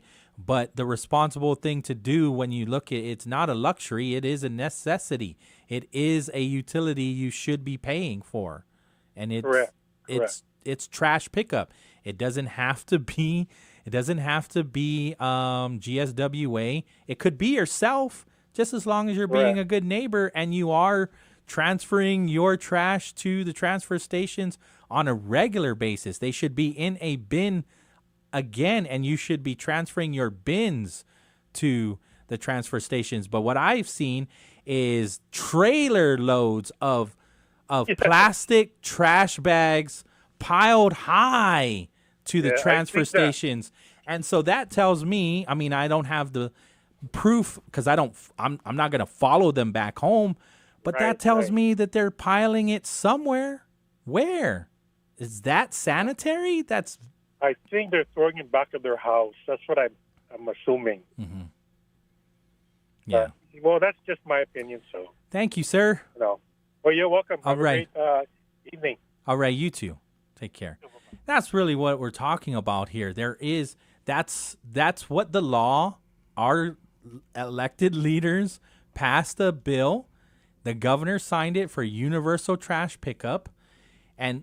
Correct me if I'm wrong. At one point, trash was free, right? Yeah. We didn't have to pay for it. Yeah. However, what happened? We weren't keeping up with, this was free trash. Yeah, we created Mount Trashmore. And we couldn't pick it up because GSWA or whatever public agency was in charge at the time wasn't properly being funded to do that program. And so you start charging and you start doing what you need to do to make sure that money goes to this agency, GSWA now, so it can have the proper resources to do it. And I understand that there are still challenges, right? There are places that can't get the trucks to homes and whatnot. And so this, again, I believe if we properly fund GSWA by putting a fee, that we know that we have competent people there, we hope so, that will make sure that we get the resources, including the trucks and the correct bins to collect trash efficiently. Somebody's on the line? Line 2. Hafide, Wave 105, you're on the air. Hi, Pauly. Hi. I'm calling to contribute to the trash discussion. Go for it. What I noticed is that there are many ways that individuals or homes can contribute to the reduction of trash buildup. For instance, I get SNAP, and when I go to Payless and I see a case of water going for $5, my mind doesn't say, "Oh wow, that's a good deal. I'm going to buy a case of water for $5." Because what goes in my mind is, "Oh my God, look at all those bottles I have to get rid of."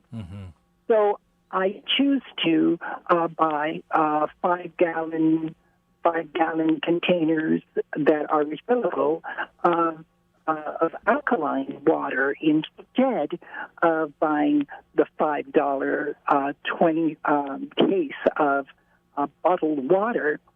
So we need to, as homeowners or consumers, look at ways that we can reduce the trash buildup and what goes into the trash or to the landfills.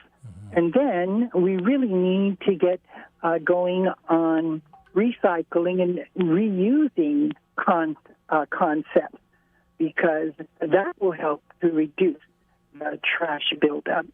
So while we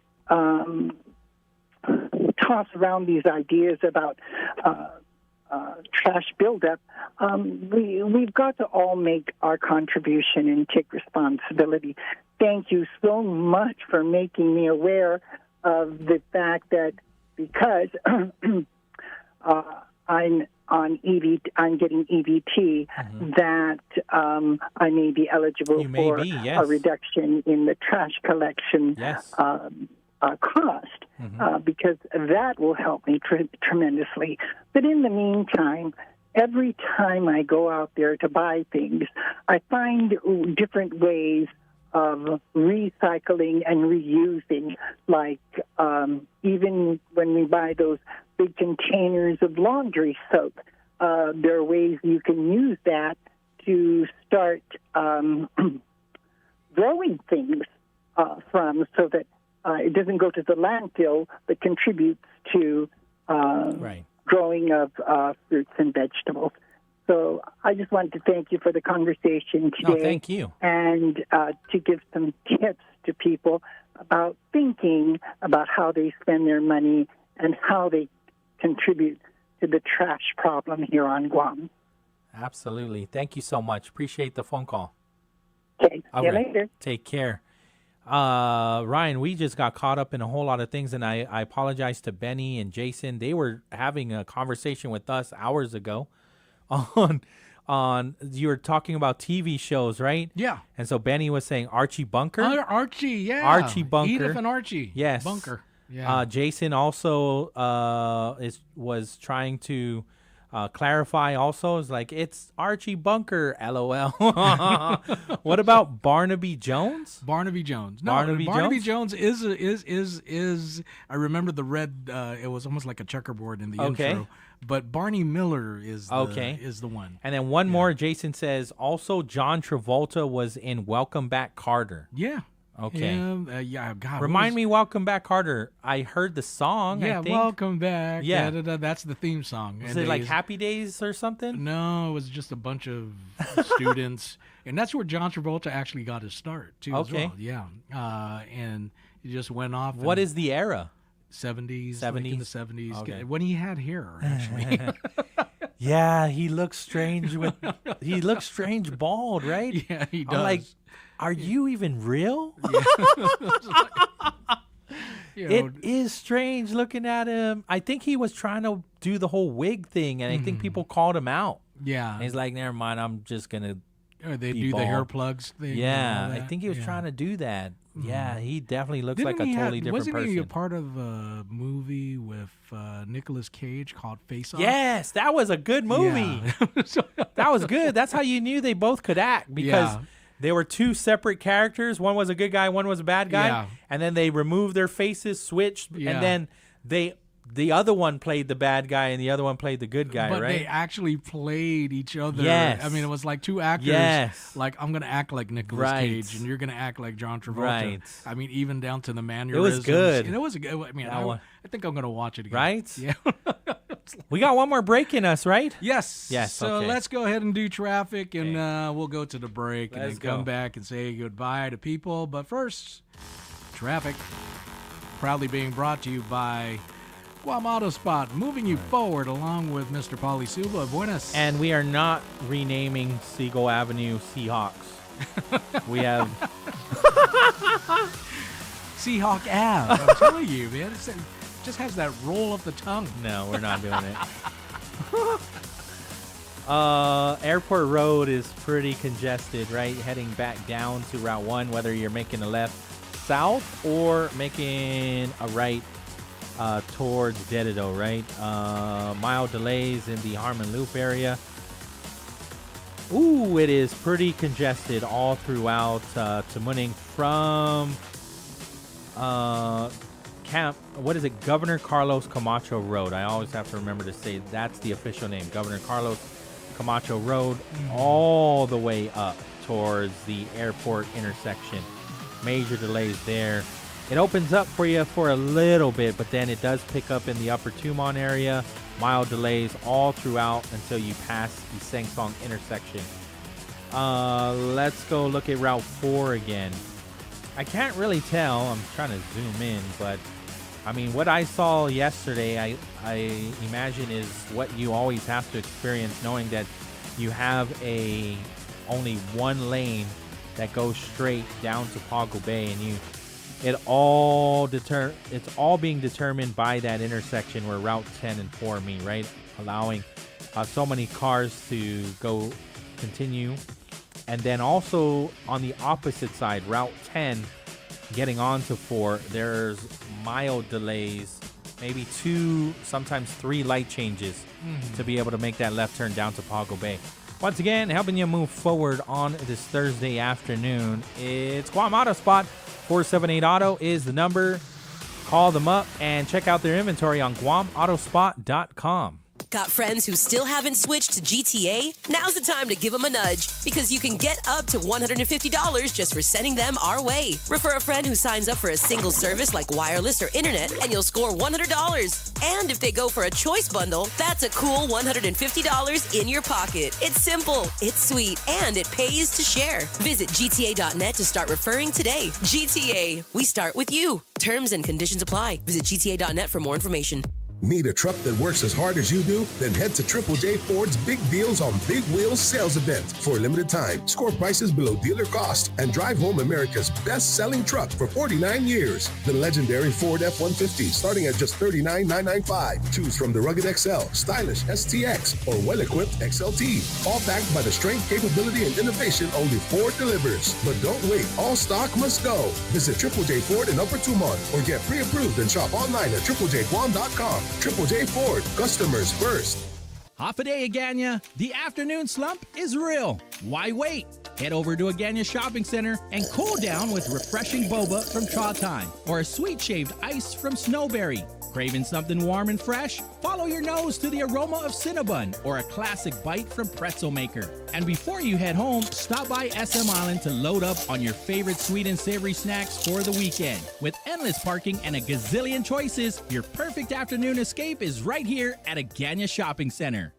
Haggadah, get ready. The all-new Cost You Less Haggadah is celebrating its grand opening weekend, August 28th through the 30th. Join us Friday, Saturday, and Sunday for family fun, free giveaways, live entertainment, and incredible grand opening celebrations. Experience a fresh new way to shop with more savings, more value, and more what Guam families need every day. Don't miss the Cost You Less Haggadah grand opening weekend, August 28th through the 30th. Follow us on Facebook or Instagram for details.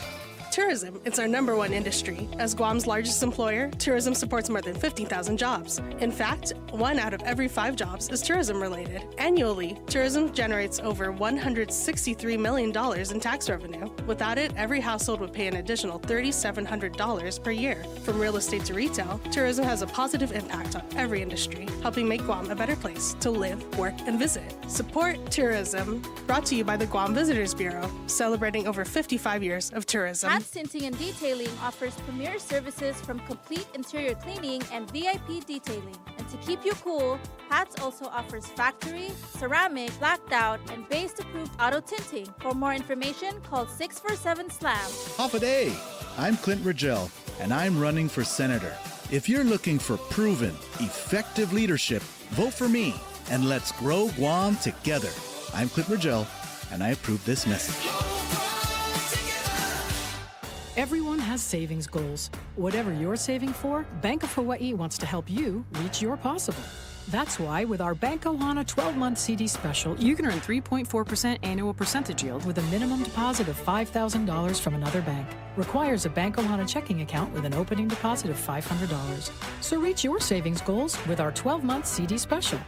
Anything's possible. Reach your possible with Bank of Hawaii. For terms and conditions, go to boh.com/CD special.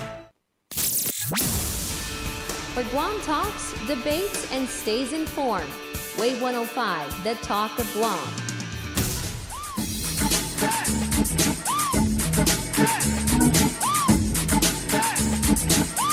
Let me tell you something.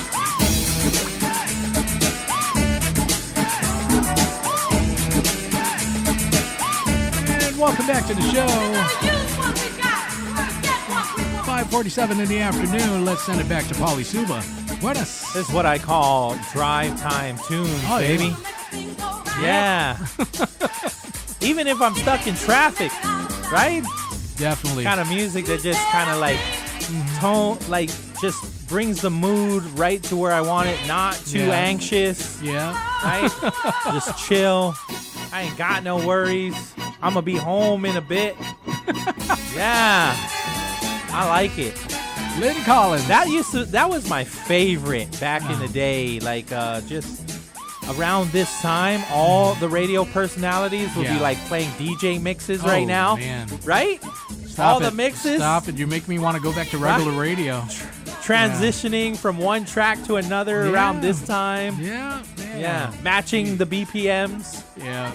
Afternoon grind. Yeah. With Pauly and Ryan. Hey, here's some more good news. Yes. JQ San Miguel received an A in its public inspection. Nice. Yeah. So JQ San Miguel improved its inspection score of 28, which was a C, to an exceptional 8. Awesome. So it got an A. So, and that's not the only one. I saw the other release, Antolon Middle School, also received an up from B last year. So another A. So health inspection for Antolon Middle School was a B, and now they got an A. It says here, the principal over at Antolon, we are proud to share that Antolon received an A rating following our recent public health inspection, which is an incredible improvement. This achievement reflects the dedication of our staff, teachers, parents, and community partners who supported our summer cleanup efforts. Special thanks to the Guam Army National Guard Medical Readiness Detachment, Activity Duty 21, CAB's Air Expeditionary Wing, our facilities and maintenance team, our parent-teacher organization, and our upper management team for helping us get inspection ready. This is what happens when we come together as one Wildcat family. Biba Wildcats. We're just talking about Wildcats. Now I have to read the other one. I wasn't even... Here we go. So this is their principal, or Let me see. No, Michael Cruz, supervisor of GDOE facilities in Maine. Okay, never mind. I'll just read it. It truly takes a community to create a place where children can thrive. We extend our heartfelt gratitude to the Juan Pro staff, Mr. Michael Q. Cruz, supervisor of GDOE facilities and maintenance, and his dedicated crew, our GDOE plumbers and welders, Cortec International for their refurbishments and improvements to our awnings. I remember those awnings. I don't live too far. Mhm. And Mauer blew them all away, and they're like transformers came and just like tore it up. Wow. And so they fixed it all up. And so it also says they repaired their electrical system and restrooms. Our volunteers from Anderson Air Force Base and our JQ San Miguel faculty and families for their generous donations of paint and painting supplies. Awesome. Yeah, it doesn't. I don't have the quote though. I don't know who said it. Helping cleaners save more. Yeah, I don't know who said it, but again, that's JQ San Miguel Elementary School and also Antolon Middle School, both getting A's in their inspection. I only have time for one bill. Do you want details from Senator Chris Barnett or Vince Sure. Borja? Which one? For one bill? Yeah, Okay, I don't think we have time to talk about both of them. Okay, well, which one is... Okay. Barnett is Head Start. Okay. And Vince Borja talks about a unified pay scale for teachers. Man, both are important. They sure are. Yeah. Hurry up. We only have 9 minutes. Jeez. All right. Come on. I feel like, the game show host and do I go this? Do I Yeah. go there? Which one? Which one? Let's talk about Barnett. Okay. Yeah. Barnett is the Head Start bill. Okay. Bill 350, designed to make sure Guam's Head Start and early Head Start programs cannot lower their standards just because the federal government lowers its requirements in the future. Mhm.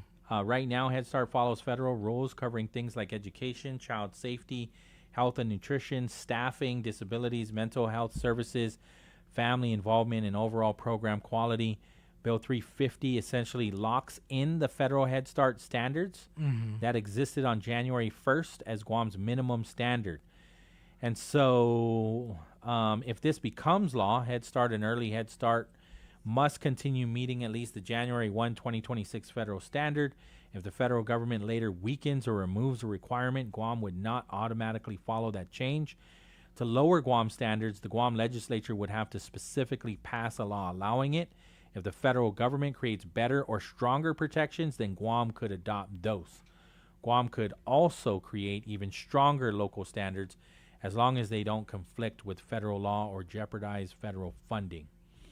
Again, it does not create new requirements for regular private daycares, private preschools, family child care homes, faith-based child care programs, or other early childhood programs that aren't receiving Head Start funding.